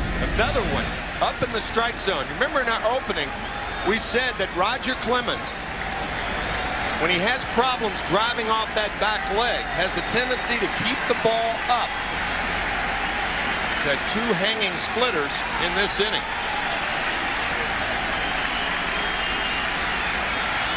The 0-2. And now Ichiro is in spoil mode. Roger Clemens once again depends on driving off that back leg and the slope. Talked about it earlier. Another 0-2 pitch. Another foul ball. Spoil mode means that Ichiro is up there spoiling pitches, waiting for Clemens to get a spot where Ichiro can drive the baseball. The count stays 0-2.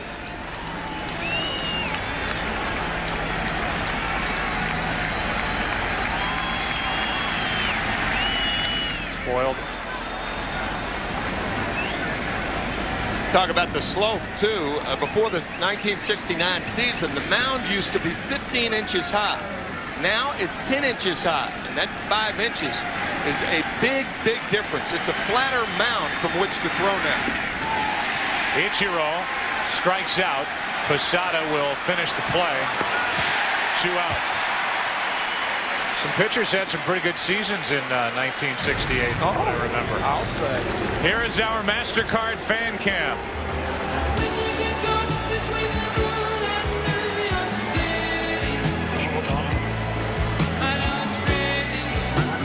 Oh, it's true, though.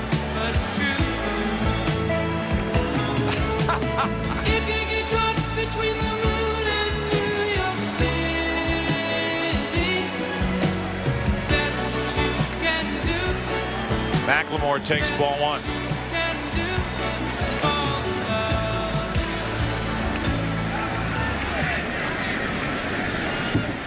Tim.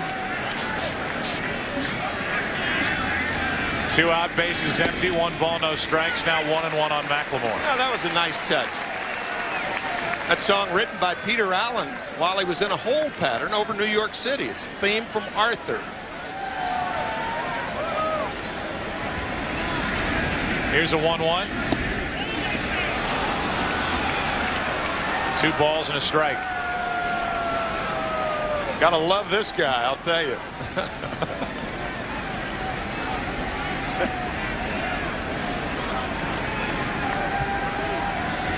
On 2-1, McLemore takes ball 3.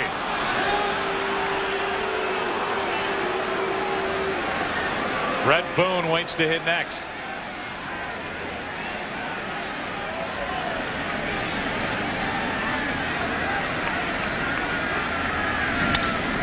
Well hit into right field, but back on the track, O'Neill, about 2 steps from the wall, pulls it in, and the inning is over. So even with Mendoza getting loose out of the Yankee bullpen, Clemens gets through the 5th time for the 5th inning for the first time this postseason. Still no score. Well, the top 2 pitchers with regard to run support in the American League this season, Paul Abbott and Roger Clemens. Abbott getting almost 7.8 runs per game. Clemens over 6.5 runs per game. Have been supported by 1 hit. Forget runs. 1 hit. It belongs to Olerud. And in the bottom of the 5th inning, it'll be Brocious, Soriano, and Knobloch for the Yankees. 0-0 as Abbott, with his 6 walks and 2 strikeouts, goes back to work. And that's strike 1. So it's 3-1 Arizona in the 5th inning in Atlanta. And here in Game 4 of the American League Championship Series, with the Yankees up 2-1, there's no score.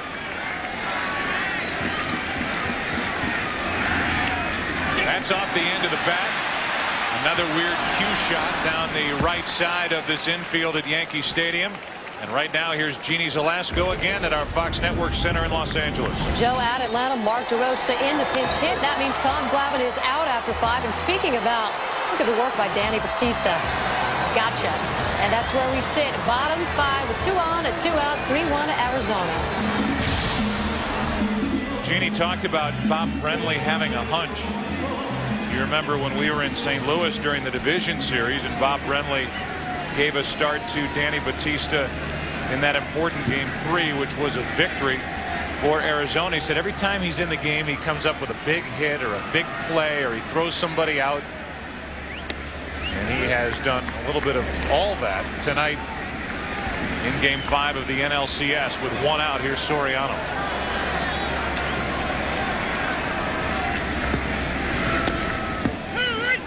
In that game, Bob Brenly rested Reggie Sanders, and it was Reggie Sanders who had the home run against Matt Morris in game 5 as Mendoza warms in earnest now and will probably be the pitcher in the 6th inning. Otherwise, Joe Torre sits him down. 2 balls and a strike with 1 out, nobody on. 3-1. Talking about Batista, Miguel Batista, the pitcher, made the start in that game 3, which another big reason why they are a matter of outs away from going to the World Series. And it was Danny Batista who played in the outfield as Soriano's foul ball takes the mask off the face of Tom Lampkin, which draws an instant reaction of a tear rolling down the cheek of Tim McCarver here next to me. Oh, a lot of people think those don't hurt, but those foul tips can take that mask and twist it and twist it and twist it. Does not bring back good memories. You're right. Here comes a 3-ball, 2-strike pitch. Soriano hits it down the left field line, foul. When you talk about Paul Abbott, you're talking about a pitcher who has 1 complete game in his career. 1. The lowest hit complete game. A 6-hitter this year. Another walk, number 7 on the night for Abbott. 1 on, 1 out here in the 5th inning. Go to MLB.com to bid on special autographed and game-used items currently up for auction to benefit the Disaster Relief Fund. MLB.com. You can find autographed and game-used items up for auction. Here's Knobloch. The Yankees think they have the right guy on right here with Soriano. Look for Soriano to be running. 43 stolen bases. A rookie Yankee record for this year.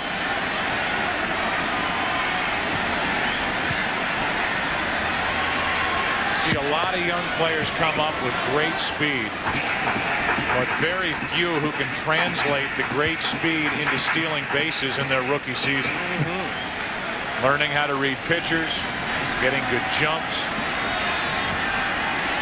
43, good for 3rd in the American League this season.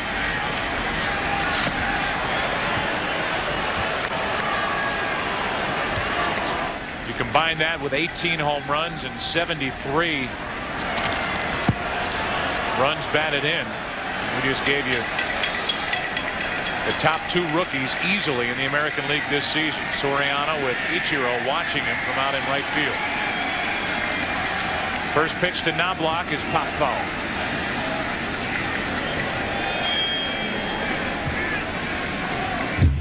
Knobloch 0 for 2. He has struck out. He has fouled out. And so far has been unable to lay off the high deliveries from Abbott. 99 stolen bases in your picture. Ichiro with 56. Soriano with 43.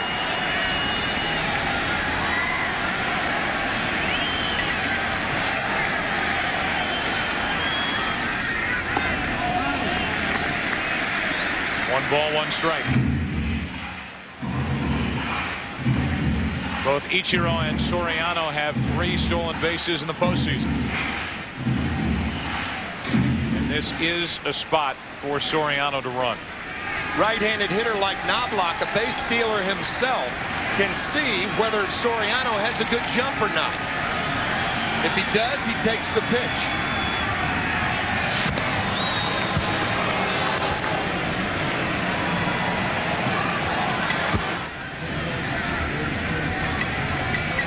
Our last update from Atlanta, there were men on for the Braves. Randy Johnson on the mound, and tell you what happened shortly thereafter with another game break. Here comes another throw to first. Soriano reading this move easily to the point where Olerud has not even tried to apply a tag yet. So he's having no trouble reading Abbott.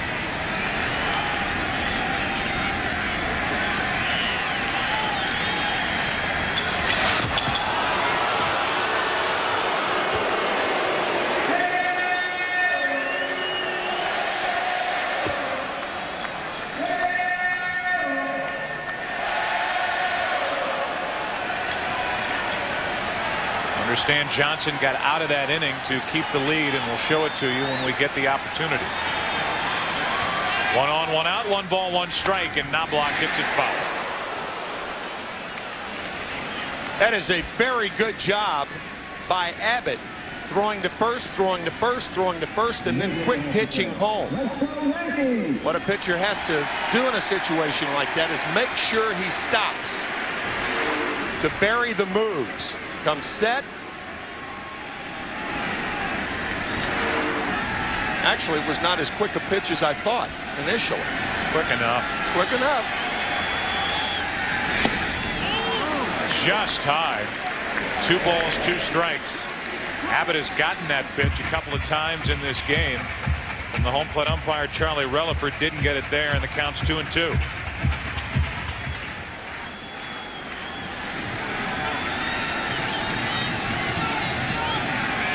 A 1-out walk to Soriano. He has not taken off yet. Back to the bag easily as Abbott gives him another look. Mariners are unsure whether Soriano will run here, but 3-2. Bet on it.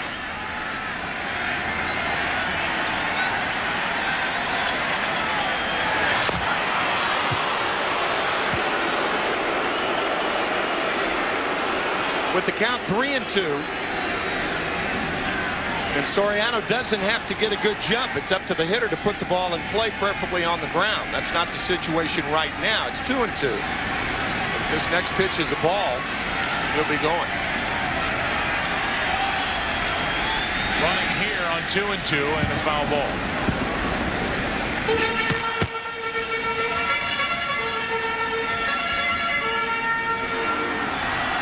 Watch the right foot of Soriano. He pivots on it. A lot of base runners, and you were talking about that technique, picking it up in a lot of base runners will pick that right foot up and put it back down. Again, that takes time. The good base runners pivot on that right foot. And Soriano is an excellent base runner.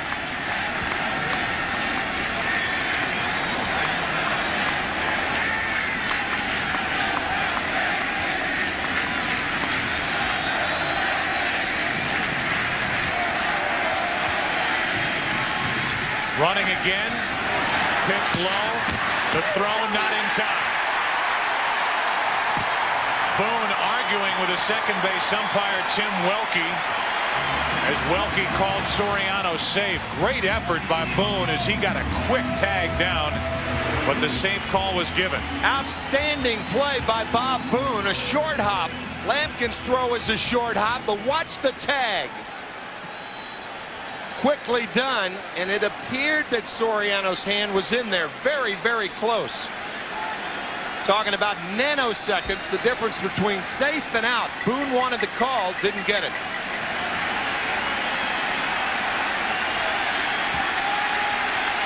I think he missed the left arm. Yeah, I think he did too.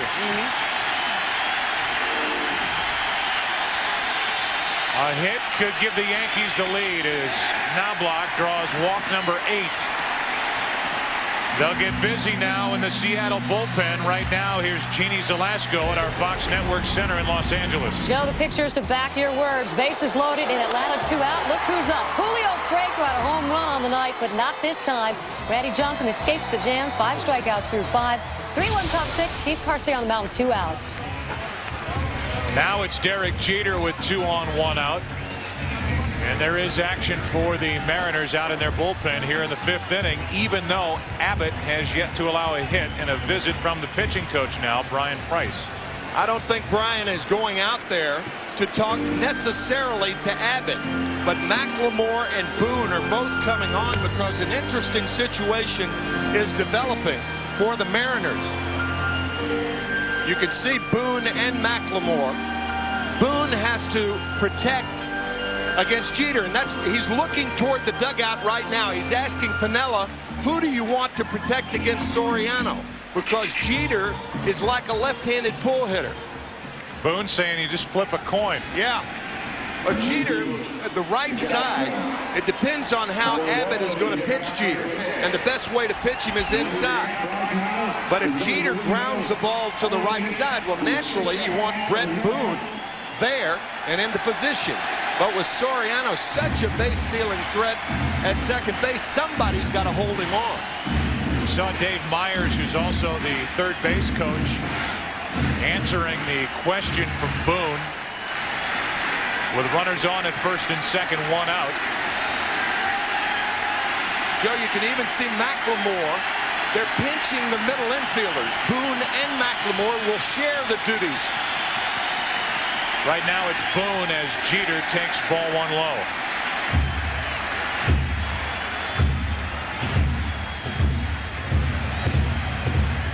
So even with Jeter at the plate, the guy who likes to go to the right side, they open up the right side of the infield with Boone keeping Soriano close at second. Meanwhile, Abbott falls behind 2-0.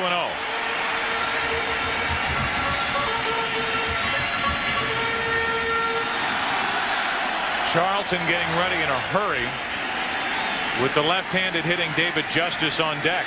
This may be Abbott's last hitter if he doesn't get Jeter. 2 walks in the inning. Jeter, strike 1.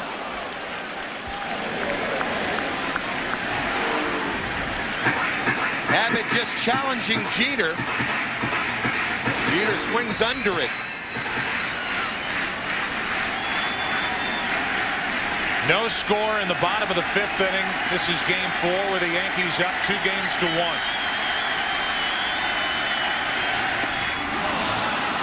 Jeter out in front of that pitch, and now the count even 2-2. A good changeup from Abbott in a tough situation. That ball diving out of the strike zone.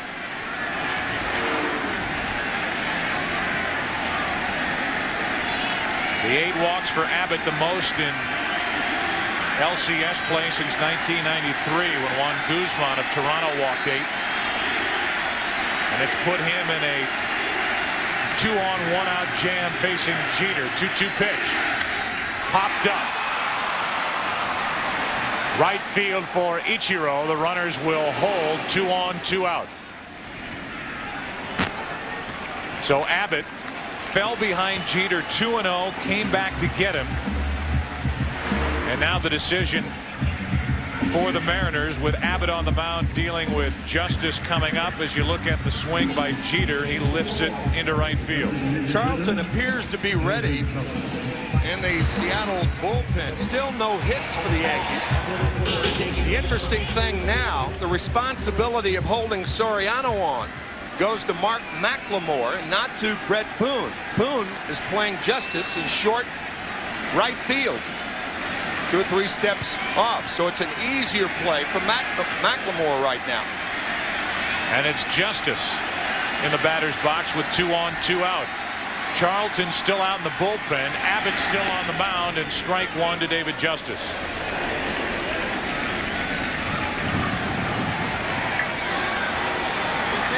So Abbott struggling to throw strikes. 8 walks. Getting into the heart of the Yankee lineup. He gets Jeter on a pop fly to right for the 2nd out. Now the 0-1 to Justice.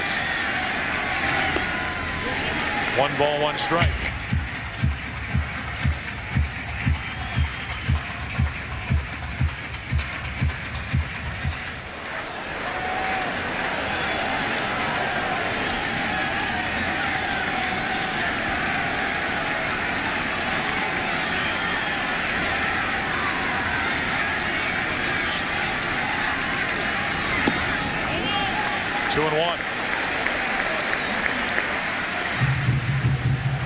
David Justice playing in his 101st postseason game.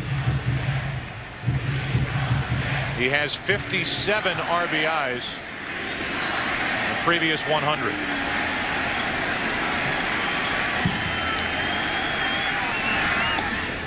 In for a strike, and it's 2-2. That's what throwing all those change-ups will do to a hitter. A good fastball hitter ends up taking his pitch, looking for the changeup.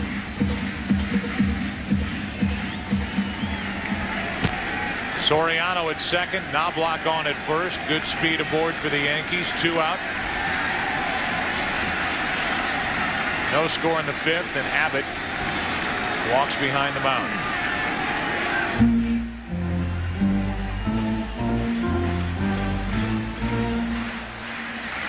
The switch hitting Bernie Williams will be next, either here in the 5th inning or leading off the 6th. And now Lampkin pops up. And it looked like he said, hey, wait a minute, I haven't given you any signs yet. Yeah. You can see Abbott complaining to Lampkin. Very verbal.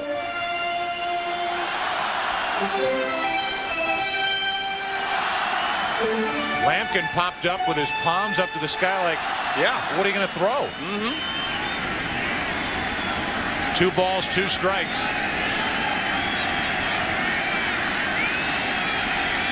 No signs given as Justice grounds to second. So Lampkin never did put down any signs.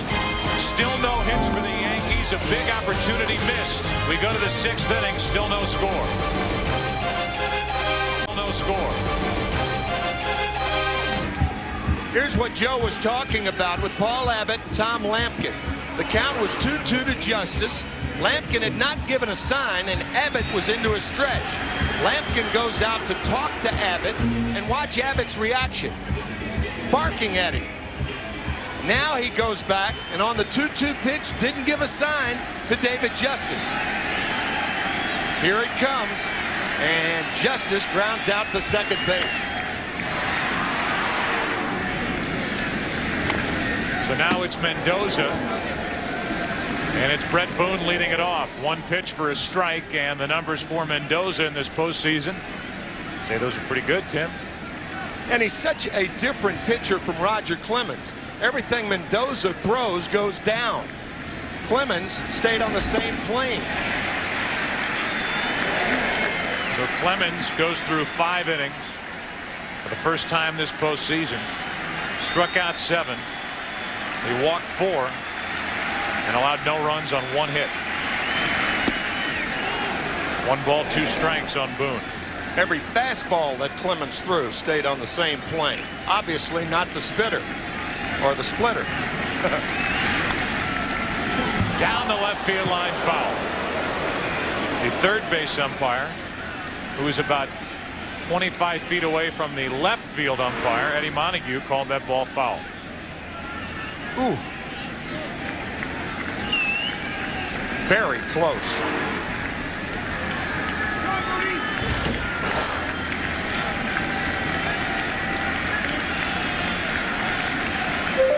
No score in the 6th inning, and Boone reaches out and grounds to Jeter. 1-1.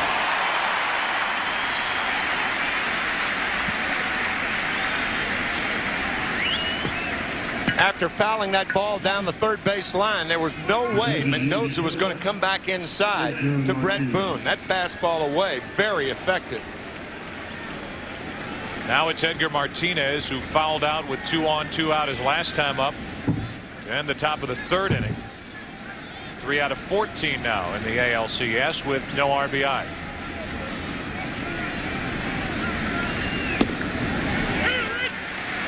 One.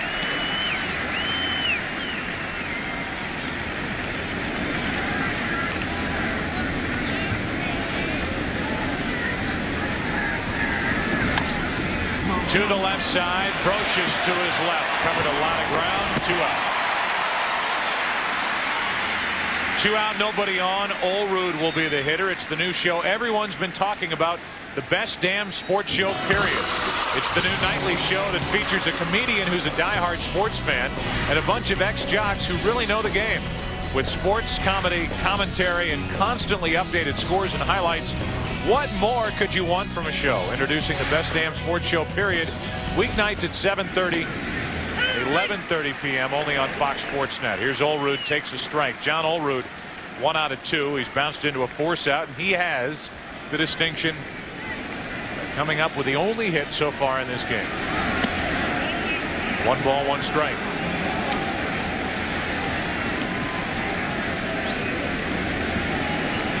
So Mendoza, a different style, trying to pick up where Clemons left off. Ball's behind Olerud, 2-1.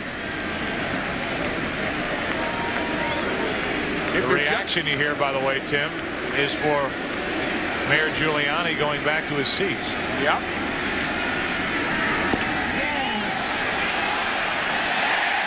Olerud went, and the count 2-2. Going to say, if you're John Olerud, you cheat outside. You look for the ball outside. This one, however, was low, and John went too far.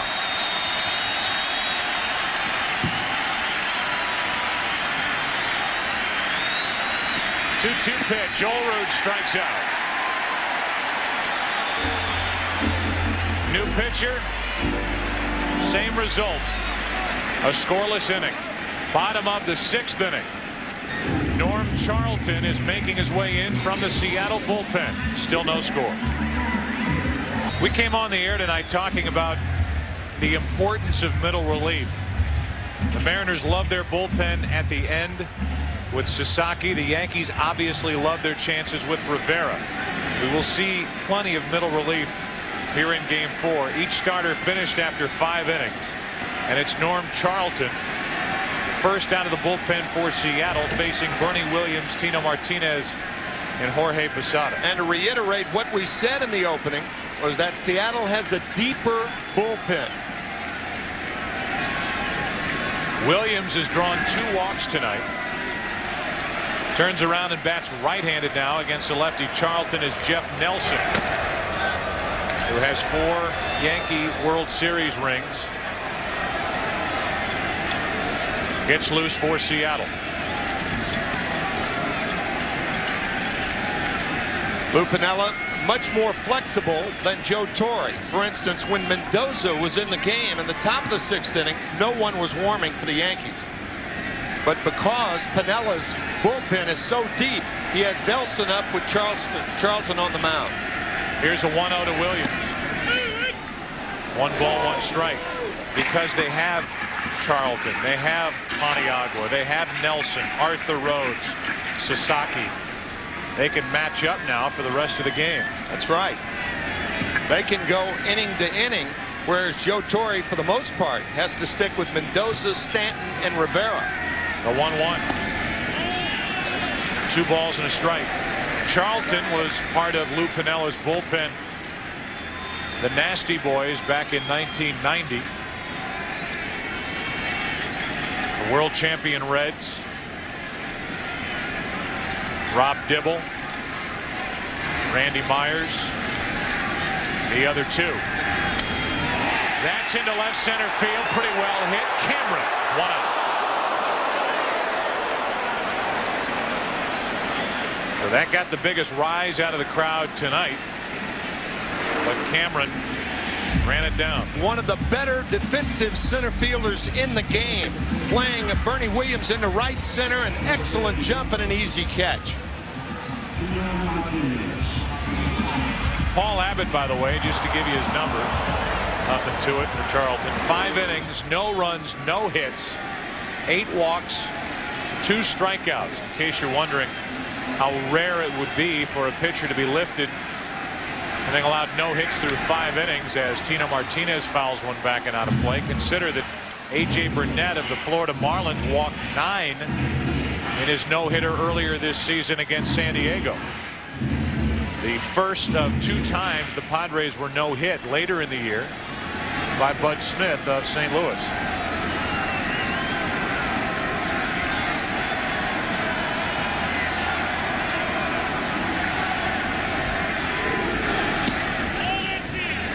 Lou Piniella actually likes the versatility of this bullpen, the 2001 Mariners bullpen, as opposed to the nasty boys of the Cincinnati Reds, because after that top 3, he did not have arms he could rely on. You look at the comparisons. The postseason ERA, the biggest disparity, but remember that number is inflated for the Seattle bullpen because of that 17-2 loss in Game 3 of the division series in Cleveland. But the rest of the numbers really about the same. Talking to Joe Torre before the game about last night, a blowout being a blessing in disguise. If the Yankees lose 4-3 in a 12-inning game, he's forced to use Mendoza. Tonight he's fresh. Martinez hits it down the left field line. Javier on the run, won't get there. One hop ground rule double. And the first hit of the night for the Yankees is a double by Tino Martinez.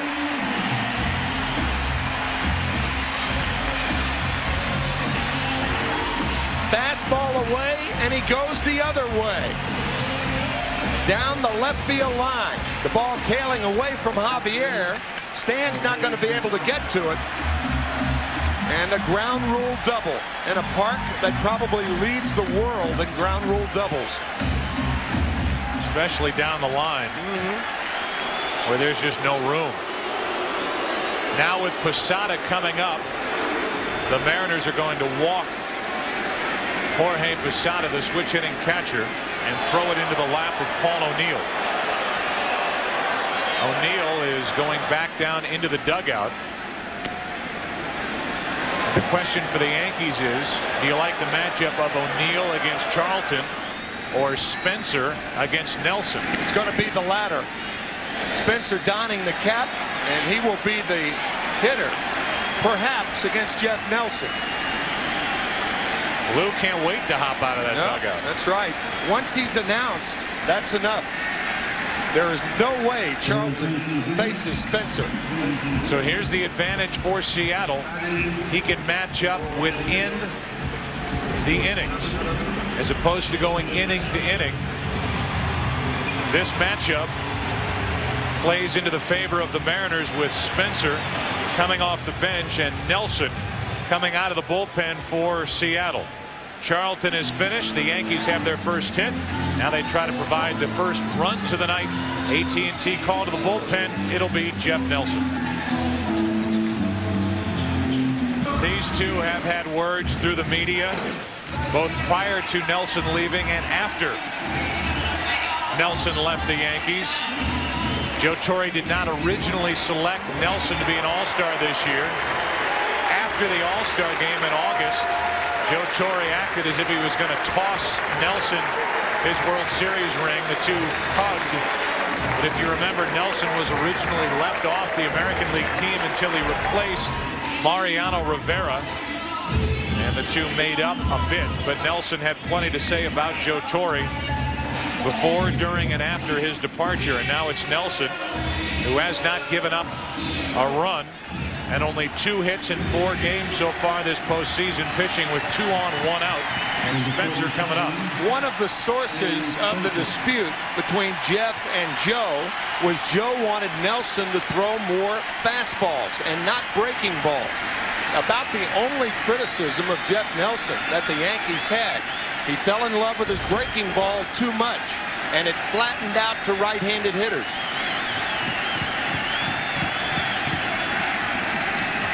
So Joe Torre, who used to hand Nelson the ball to set up Mariano Rivera, watches Nelson try to shut down this Yankee uprising in the 6th inning with 2 on, 1 out. And there's that frisbee slider for ball 1. O'Neill lifted for Shane Spencer. And Nelson replaced Norm Charlton. During that run with the Yankees, 307 games, an ERA of 3.41.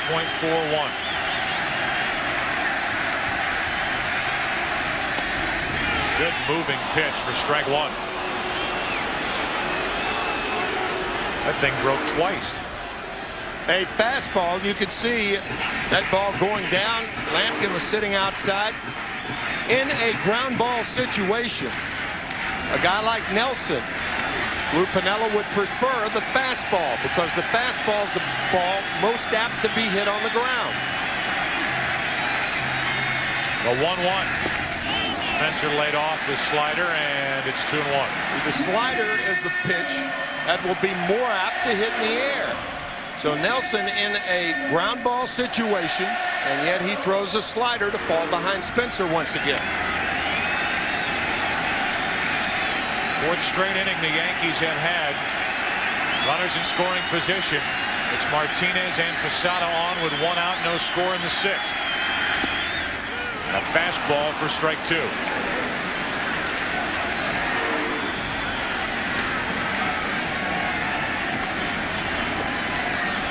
A heavy moving fastball. So 2 sliders, 2 fastballs. And a 2-2 count.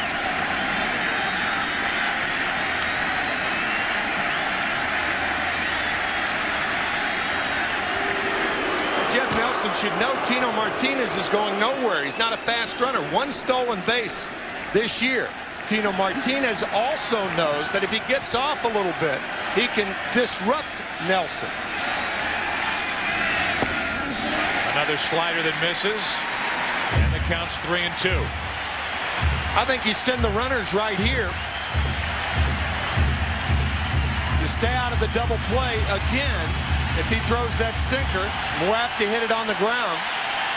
This is a base running situation for the Yankees. He also could run into an inning-ending double play. That's true. Spencer does not put the ball in play. That's true. Nelson, a contact pitcher, however. Not running. And ball 4. Bases loaded, 1 out. What is he walking with? The slider. The sequence again. Misses with the slider. The fastball a strike. Misses with the slider. The fastball a strike. Misses with the slider. Misses with the slider. So the very thing that used to upset the Yankees has gotten the Seattle Mariners in a hole. Bases loaded, 1 out. And now it's Scott Brosius, whose days with the Yankees are likely grinding to an end. Free agent to be. So far 1 out of 10 in this series. And a strike hits the outside corner. Soriano, the rookie, on deck.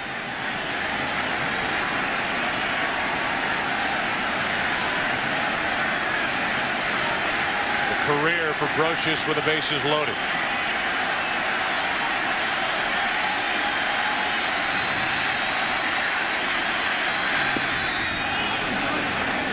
Brosius able to lay off. I think he had a chance. Looked like he tried to start his swing.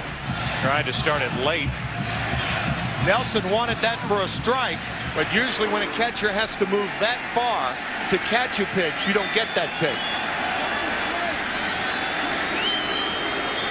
So now Lou Piniella yelling from the dugout, trying to get an appeal from Tom Lampkin to ask Charlie Relaford to ask for help from John Shular. They never did appeal, and the count 1 ball, 1 strike.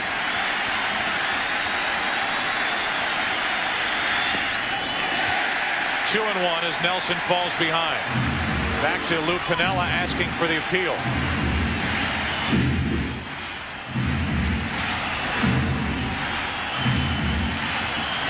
Three fastballs to Brosius. If you're Scott Brosius, you have to sit on a fastball right now.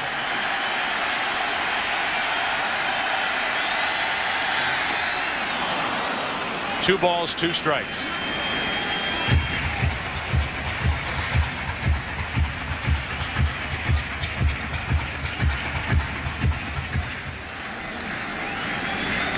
Scott Brosius, a former World Series most valuable player in 1998 with the Yankees, and New York asks him for the go-ahead base hit here in the 6th inning of Game 4.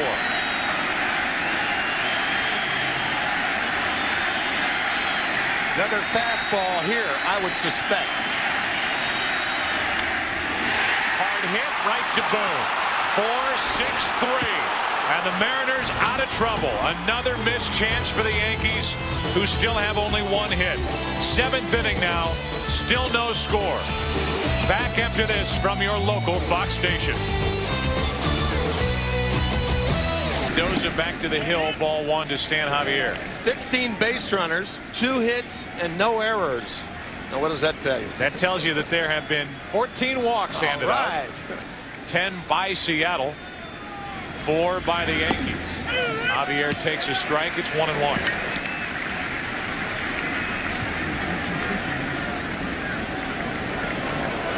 The Braves have closed the gap to 3-2.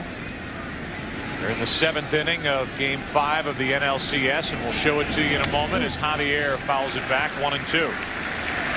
Javier tonight 0 for 2 with a pair of strikeouts, now facing Mendoza after Clemons went the first 5 innings.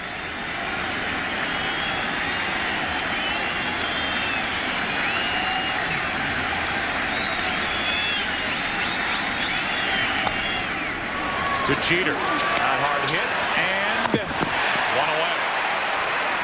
4 in a row retired by Mendoza right now. Jeannie Zelasco back in Los Angeles. Joe, a must-win situation for the Braves, and it's Julio Franco to the rescue. Already a home run tonight. Look at this, bottom 7 with 2 on. He singles to center, 1-run scores. Now 3-2 with 2 out and 2 on in Atlanta. The Braves threaten. Joe? We've seen Franco hit the ball hard 3 times tonight. Right. We saw him hit the ball hard 3 times in Game 1 against Randy Johnson. Here's Mike Cameron. He takes a strike and a breaking ball from Mendoza. Cameron 0 for 1 with a walk.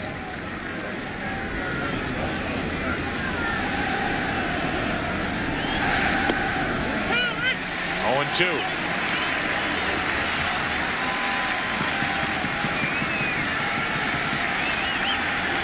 We mentioned it the other night. Mendoza becomes impatient. He wants to finish off hitters too often with the count 0-2 instead of wasting 1. He finished him off. 2 out. Second strikeout for Mendoza. And it looked like Cameron was looking for a waste pitch on 0-2. Yeah, he did. He threads a needle on the outside corner. So now with 2 out, nobody on, Tom Lampkin walks to the plate, the number 8 hitter, who is 1 for 4 in this series, 0 for 2 tonight.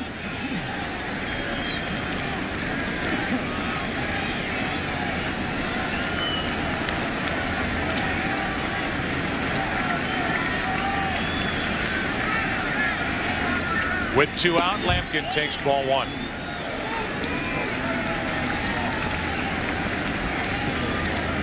Number 9 hitter David Bell on deck. 0-0, top of the 7th inning. 2-0. No time to come inside to Lampkin. Lampkin with 5 home runs on the year. Remember, only 314 down the line. Sinker baller like Mendoza will keep the ball away right here. Like that. Down and away. 3-0 as Arthur Rhodes gets ready for Seattle in their bullpen.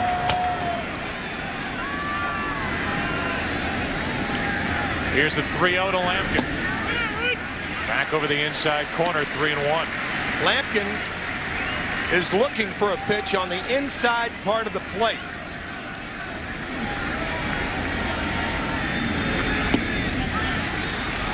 Mendoza missing up and away, and that is walk number 15 handed out tonight.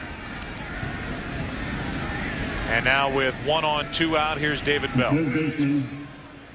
David Bell. Saw Joe Torre telling Tino Martinez to hold the runner on. That's in case a short double is hit. Lampkin does not get a good jump off of first base. Lampkin runs pretty well for a catcher. Good feed. Ichiro on deck, but it's up to David Bell to keep this top of the 7th inning going.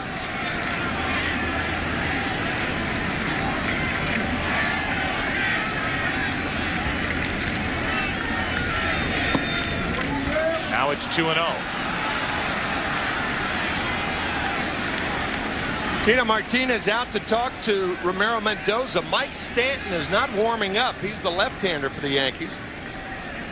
So if Ichiro hits with runners on at first and second, Mendoza will be feeding into his strong zone, low ball hitter. And remember that Stanton was warming up in the 5th inning yesterday, eventually worked in the 6th inning. Pitched only a third of an inning as Bell grounds the 2-0 pitch foul. And still Stanton not getting loose in the Yankee bullpen. So the Mariners can't think of a better matchup than Ichiro against Mendoza, but it's up to David Bell to present that situation to the certain Rookie of the Year in the American League. A 2-1. Now it's 2-2.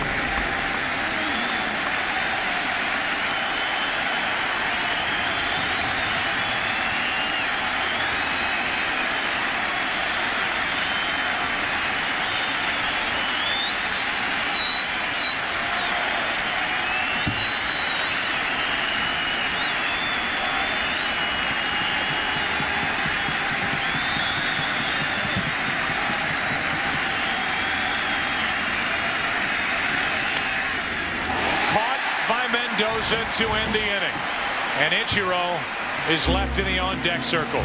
Tonight's game is being seen live around the world by U.S. servicemen and women through the facilities of the American Forces Radio and Television Service. As Jeff Nelson will go back to work, Alfonso Soriano first up for the Yankees, no score. Soriano has walked twice.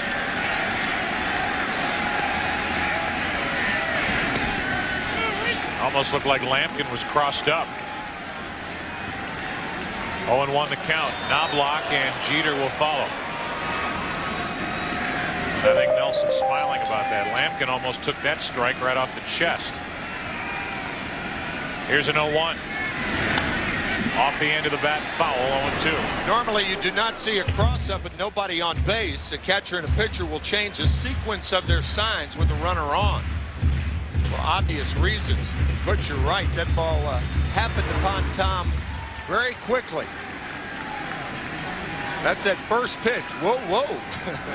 You see the glove darting from one side to the other. You know that Jeff crossed Tom up. Here's an 0-2. 1 ball, 2 strikes. So Lou Piniella hoping the last half inning to get Ichiro to the plate with a 2-on 2-out situation, asking for David Bell to make something happen. But Ichiro was left standing in the on-deck circle. Now he's standing out in right field, and he will lead off in the 8th inning. Joe Torre had Mendoza on the mound, did not have Stanton getting loose in the bullpen. That was a big out as Bell lined out, and now Soriano lines one foul over the Yankee dugout. In an op-ed piece in the New York Times yesterday, Nicholas Dawidoff said that baseball in New York right now is an ideal and compelling distraction. Can't think of a better way to put this ball game. What a game. Here's a 1-2 pitch to Soriano. Breaking ball fouled away. Of all the renditions of God Bless America, that was the best. Oh.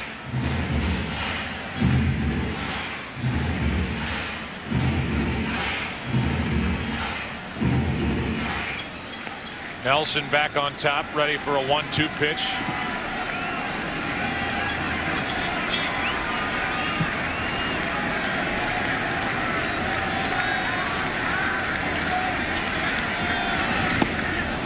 One away. Joe Torre telling us before the game that if the Yankees can avoid facing Ichiro in a spot where he can beat him, they will obviously be better off. I'm very pleased the way we've been able to pitch to him. Really hasn't been up in a critical spot where he's had a chance to beat us so far. So I think that's been a big plus for us, not to be put in that position. So the only way you can do that is with is with your starting pitching. So Ichiro, instead of batting with a chance to put the Mariners on top, a guy who during the regular season hit .445 with runners in scoring position, he'll lead off in the top of the 8th inning as ball 1 misses to Chuck Knobloch. We are continually moved here at Yankee Stadium.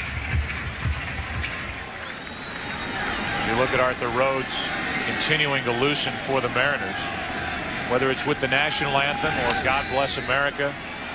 National anthem tonight by the Boys Choir of Harlem. After they were finished, they all put on Yankee hats, which drew a big reaction from this crowd. And then Ronan Tynan, the Irish tenor, with God Bless America. Challenger, the bald eagle, flying in from center field prior to each game. The reaction that Mayor Giuliani gets every time he walks down to his seats.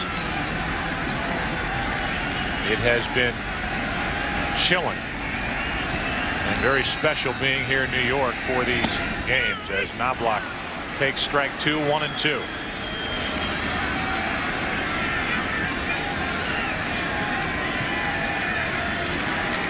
When we last left you down in Atlanta showing the highlights, Randy Johnson was on the mound trying to get through the 7th. We'll tell you what's going on there in game 5 in just a moment. Nelson hopes that update comes right now. Instead, Knobloch fouls it away into the upper deck. After Knobloch, it's Jeter. Jeter has left 4 runners sitting out there on the bases as he has gone 0 for 3 tonight. And it is only 2 out of 13 in this ALCS, with, by the way, no RBIs.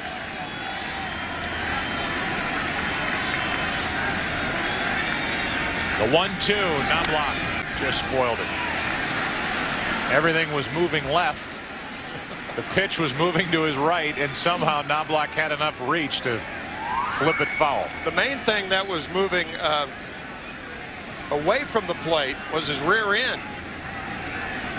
That was a real defensive swing right here. Check this out. That's what Nelson can do to right-handers. Nelson coming in last inning with 2 on 1 out, walking Shane Spencer, getting Brocious to hit into a double play. Another one off the mask of Tom Lampkin.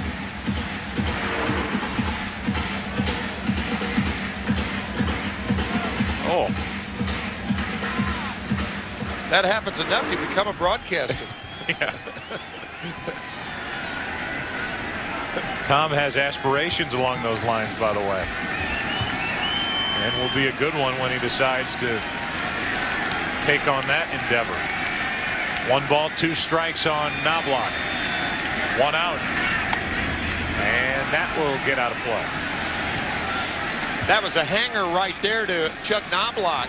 But because Nelson is so intimidating, he's 6'8". Knobloch is 5'9". And because he makes such nasty pitches like that, when you do get a hanger, it's tough to take advantage of it.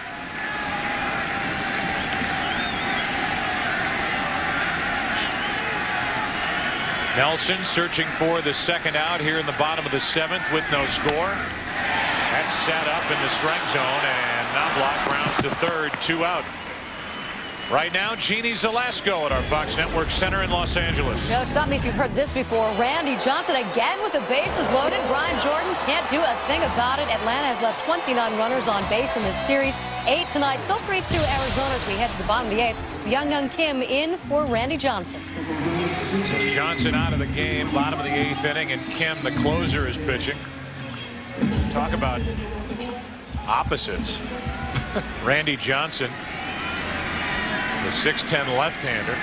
Young Kim, the shorter right-hander who throws submarine style, and Johnson throwing in the upper 90s, and Kim really doesn't throw that hard. Has good action on his pitches. In fact, has one that he calls an upshoot, which is a throwback to a different era. As Jeter takes ball 1 with 2 out, nobody on. And like Knobloch and Nelson, about a foot in difference in their sizes between Johnson and Kim. Here's a 1-0. Jeter showing bunt, bailing out of the way of strike one. Well, that's an odd take by Jeter. You don't want to spot Jeff Nelson anything. Jeter taking all the way.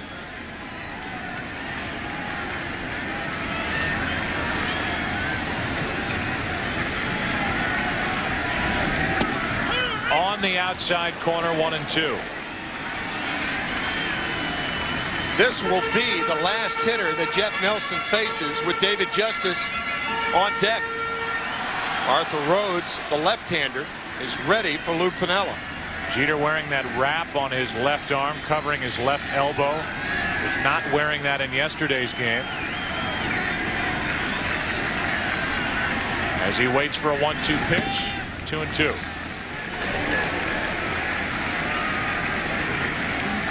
Look at the outfield. I'm a little surprised that the Mariners aren't playing Jeter around toward right field, playing him straight up.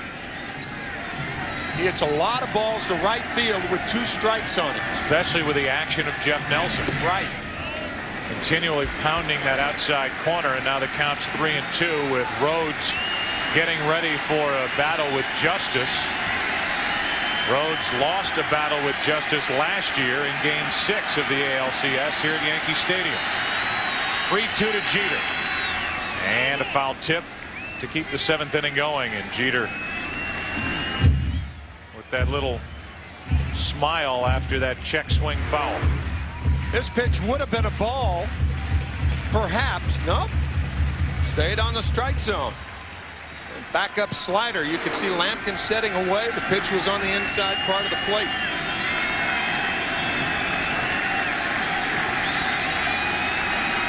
Two out, bases clear. Another 3-2 pitch. Nelson gets through an inning in 2/3. Top of the order for Seattle in the 8th. Ichiro, McLemore, Boone coming up still. No score. Well, it is 11 o'clock in the East. Joe Buck, Tim McCarver, Michael Weissman, Bill Webb. And there's no score in the 8th inning as Ichiro leads it off. We've had a total of 2 hits, base runners galore, with a total of 15 walks. Ichiro so far 0 for 2 with a walk, a stolen base, and the count 1 ball 1 strike as Mendoza has turned in good work in 2 innings. You can see all the infielders have shortened up. They're in 2 steps more than they would normally play. Joe, if you're Lou Piniella, you have to love this matchup because Ichiro will probably hit the ball on the ground. Sinker ball pitcher has to keep it down. To the left side, and it's Jeter who has to hurry, and he gets Ichiro 1 out. Lou's probably thinking, darn, he hit it right at somebody. And that somebody is Derek Jeter. He can fly out of that box.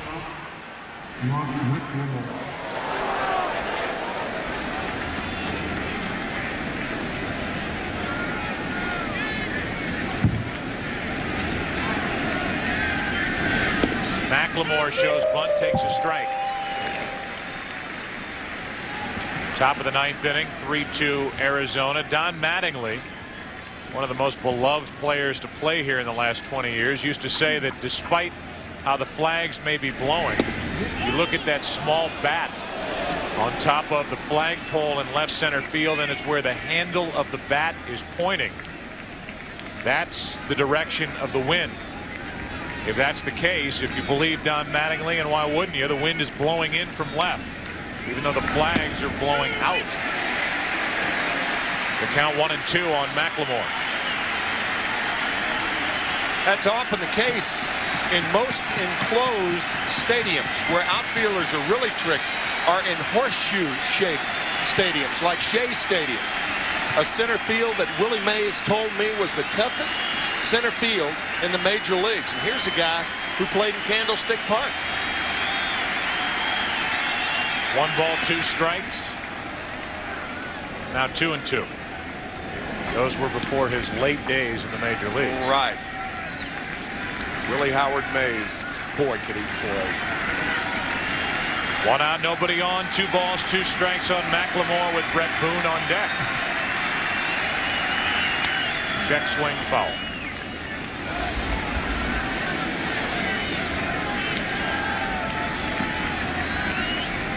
So here's Mendoza picking up for Clemons after 5 innings. He's allowed 1 base runner, a 2-out walk to Lampkin. Last inning. Rivera waiting out in that Yankee bullpen. 2 balls, 2 strikes with 1 out, nobody on.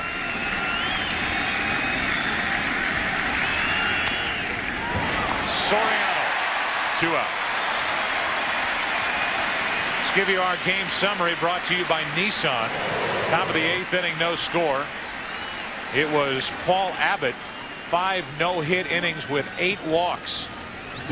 Roger Clemens went 5. We have to assume that the hamstring acted up on him again. No runs on 1 hit. 17 total base runners with only 2 hits because of the 15 walks. Boone with strike 1. Brett, the home run yesterday, his first in the postseason after clubbing 37 during the regular year.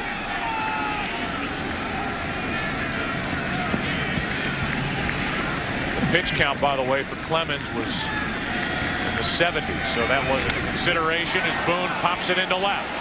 Now blocked back at the wall. A leap and it's gone. Brett Boone hits a home run. He homered yesterday. He homers here in the 8th inning of Game 4. We just talked about the wind blowing in from left. Boone got under one, and it still got out to put Seattle on top 1-0 here in Game 4. We also talked about left-handed batters. You don't throw them inside late in the game. If you make a mistake, it better be away. This mistake was made inside, and Boone takes advantage of it. An inside belt-high fastball belted out of the ballpark. Now it's Edgar Martinez with Seattle on top 1-0 here in the 8th inning. 2 out, nobody on. 3rd career postseason home run for Brett Boone. None bigger than that one as he puts Seattle out in front here in the 8th inning. First run of the night. Here comes an 0-2. Martinez strikes out after the home run by Boone. Frustrated in the postseason until yesterday. Tonight, 8th inning, 2 out, nobody on. Onto the screen over the left field fence. 1-0 Seattle. Welcome back to Yankee Stadium. Bottom of the 8th inning. Now 1-0 Seattle on top. Joe Buck and Tim McCarver with you. Brett Boone fought one through that wind out in left field. Put Seattle on top, and what are they, 6 defensive outs from backing up Lou Pinella's words of getting this series back to Seattle. That's exactly right. Regardless of what happens tomorrow night, it looked to me like Boone went up there looking for a fastball on the inside part of the plate. He took the curveball and then whacked the high fastball. It was supposed to be a sinker, but it didn't sink. Middle of the plate in. Look at the head right down on it. He did it 37 times in the regular season, and a big one here tonight. Now it's David Justice who loses the bat on the first pitch of the bottom of the 8th from the new pitcher Arthur Rhodes. And that bullpen has come front and center for Seattle.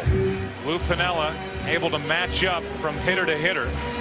And with the left-handed heavy middle of the lineup, it's Arthur Rhodes who has been just about perfect in the postseason so far. So the versatility and the depth of that bullpen is being shown here as Sasaki, the closer for Seattle, starts to loosen. Strength in numbers for Lou Piniella. David Justice, Bernie Williams, Tino Martinez. 0-2 the count from Arthur Rhodes. Mariano Rivera now getting loose for the Yankees out in their bullpen. 2-1 series advantage for the Yankees, but a 1-0 8th inning Game 4 advantage for Seattle after the 2-out home run by Brett Boone. Here's an 0-2. That caught the outside corner. Justice is gone, one away. Tomorrow at 8 Eastern, 5 Pacific here on Fox, it's Game 5 of the ALCS. Mariners and Aaron Seeley against the Yankees and Andy Pettitte. The road to the World Series continues tomorrow night, 8 Eastern, 5 Pacific, right here on Fox. And there's the matchup. 6 starts in his career in the postseason for Aaron Seeley. 0-5 with an ERA of over 4.7. Meanwhile, Pettitte 9-5 with an ERA of 3.96. 1 out here in the bottom of the 8th inning, and that's ball 1 to Bernie Williams.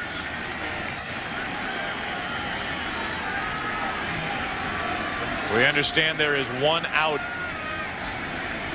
in the bottom of the 9th inning in Atlanta. Still 3-2 Arizona.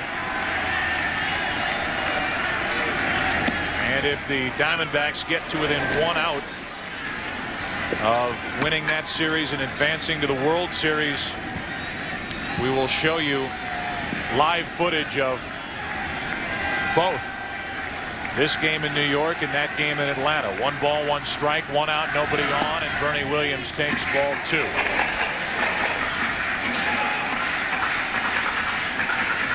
That home run by Boone almost happened in slow motion. Knobloch went back to the wall, waiting to time his leap, and never did get off the ground as that ball got over the wall by 5-10 feet. Now a 2-1 pitch is down and in. 3 balls and a strike on Bernie Williams with Tino Martinez on deck. Bernie Williams will look inside. For the most part, Yankee hitters will look for the same speed off Arthur Rhodes. He's shaking there just to give Williams something to think about. 3-2. Was Heat. Now the count is full. Abbott, Charlton, Nelson, Rhodes. The pitcher on either side challenges hitters as much as Arthur Rhodes. 3 balls, 2 strikes with 1 out. Fastball and a fly ball slicing down the right field line. It is foul.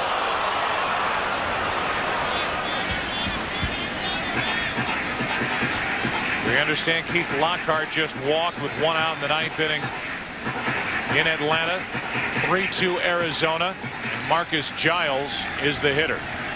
1 on, 1 out with the Diamondbacks. 2 outs away from getting to the World Series, which will start on Saturday in Arizona.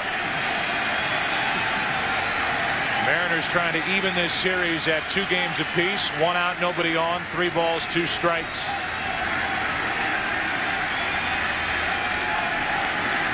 Williams pops it into right. Back is Ichiro at the wall. This game is tied.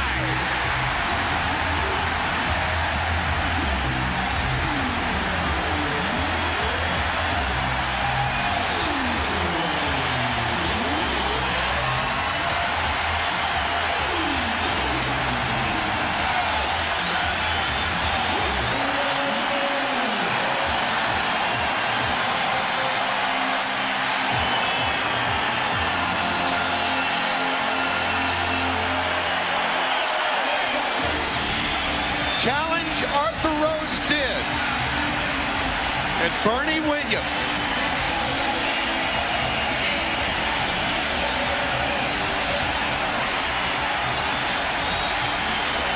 Ichiro like Knobloch. Neither that tall.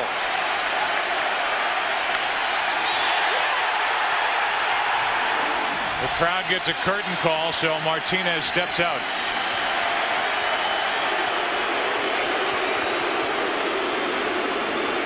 '15th in the postseason career for Bernie Williams. And now Lou Piniella is out to talk to Rhodes and Lampkin. Joe, we talked about earlier in the game and earlier in yesterday's game, we talked about the short dimensions in right field. 314 down the line, and Bernie Williams takes advantage of it.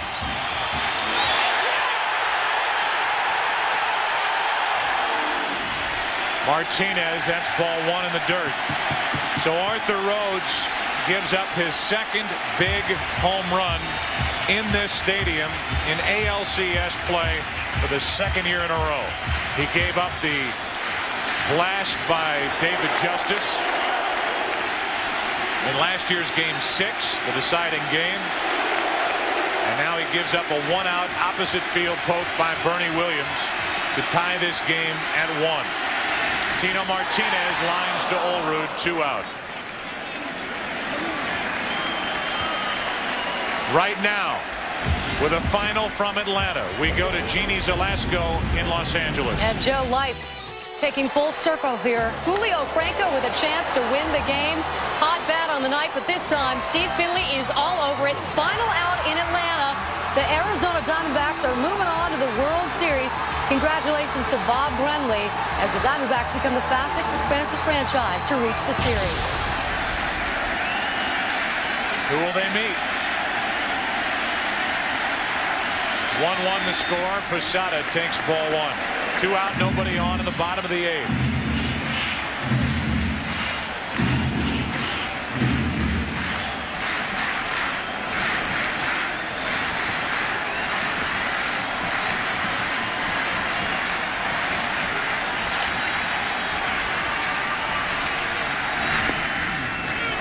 Whoever Arizona meets will be meeting the fearsome tandem of Randy Johnson and Curt Schilling. Not in that order. Prospects of those two pitchers starting 5 of the 7 games if it goes that far.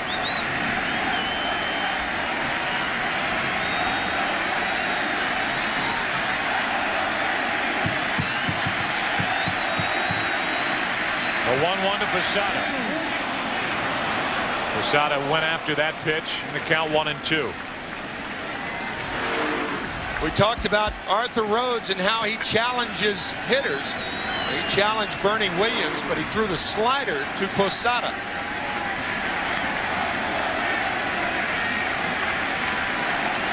The Mariners in the 9th inning will have Olerud, Javier, and Cameron.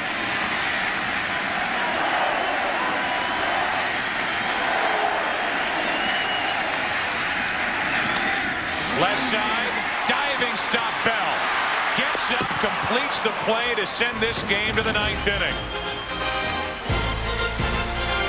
Solo home runs in the 8th. Brett Boone to put Seattle on top. Bernie Williams off Arthur Rhodes to tie it. 9th inning now, game 4. Tied at 1. Bernie Williams, his solo home run in the bottom of the 8th inning tied it. And now who do the Yankees turn to try to keep it tied? Mariano Rivera. His numbers this postseason, his numbers in his career in the postseason are staggering. Lowest postseason earned run average of all time, .66. And while people look at offensive numbers and home runs and RBIs and games played and say, well, these players these days have more opportunities to get hits, to hit home runs. There have obviously been more opportunities for Mariano Rivera to fail, to struggle, and he just doesn't do it with an all-time postseason ERA of 0.76. Olerud on the first pitch, grounds to Martinez, 1 out. He has 22 consecutive postseason saves, 23 overall, and you have to go back to that 97 division series game in Cleveland and the Alomar home run into right field to really find the last time that Rivera failed. As Buster Olney of the New York Times printed 2 days ago, 1,466 days ago was when Alomar homered to right. Now with 1 out, nobody on, here's Javier. A bunt attempt. Soriano flips 2 out.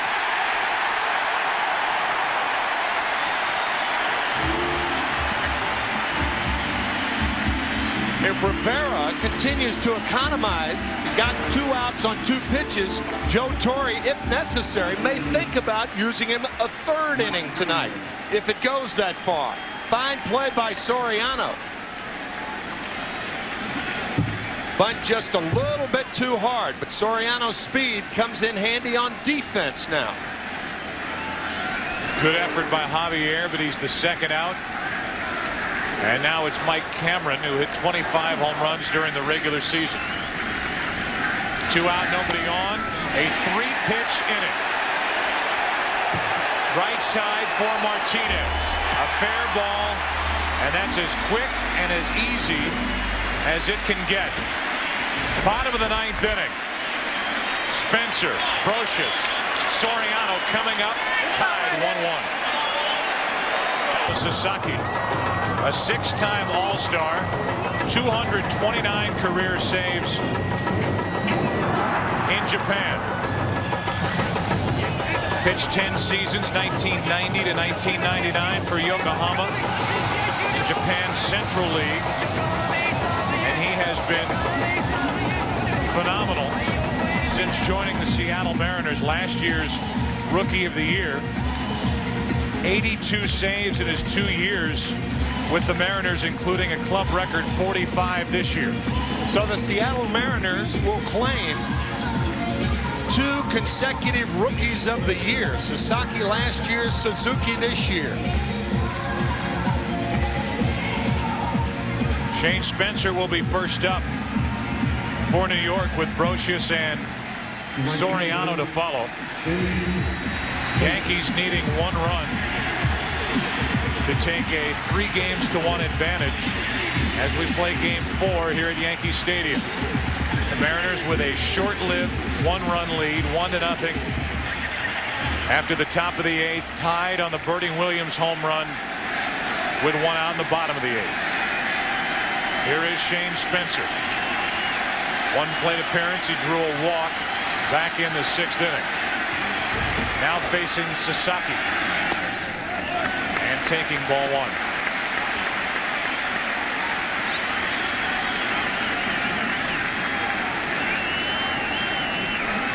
One splitter after another from Sasaki can Yankee hitters expect. To the left side for Bell. 1 away. Now Brocious will be the hitter. How about the 3-pitch top of the 9th inning? Well, that just opened things up. If this game does go to the 11th, don't be surprised to see Mariano Rivera still in there. So you're already giving him the 10th.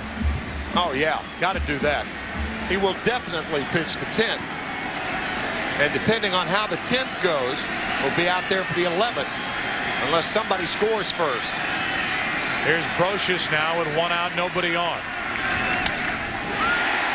Diving stop, McLemore gets up, throws wide, and the potential winning run is on for the Yankees. What an effort by McLemore as he flagged it down, hurried his throw, and it's a 1-out infield hit for Brocious. Olrud doing the smart thing, coming off the bag. What a play by McLemore. The dive, the pivot, and the throw is wide. Watch Olrud coming off the bag to save the throwing error. McLemore can play really anywhere defensively, and he just showed a ton of range and athletic ability getting to that ball. And then as he popped up, lost his balance a little bit, and as he fell to his left, pulled Olrud off the bag, and now the potential winning run is on at first with 1 out here in the bottom of the 9th for the Yankees.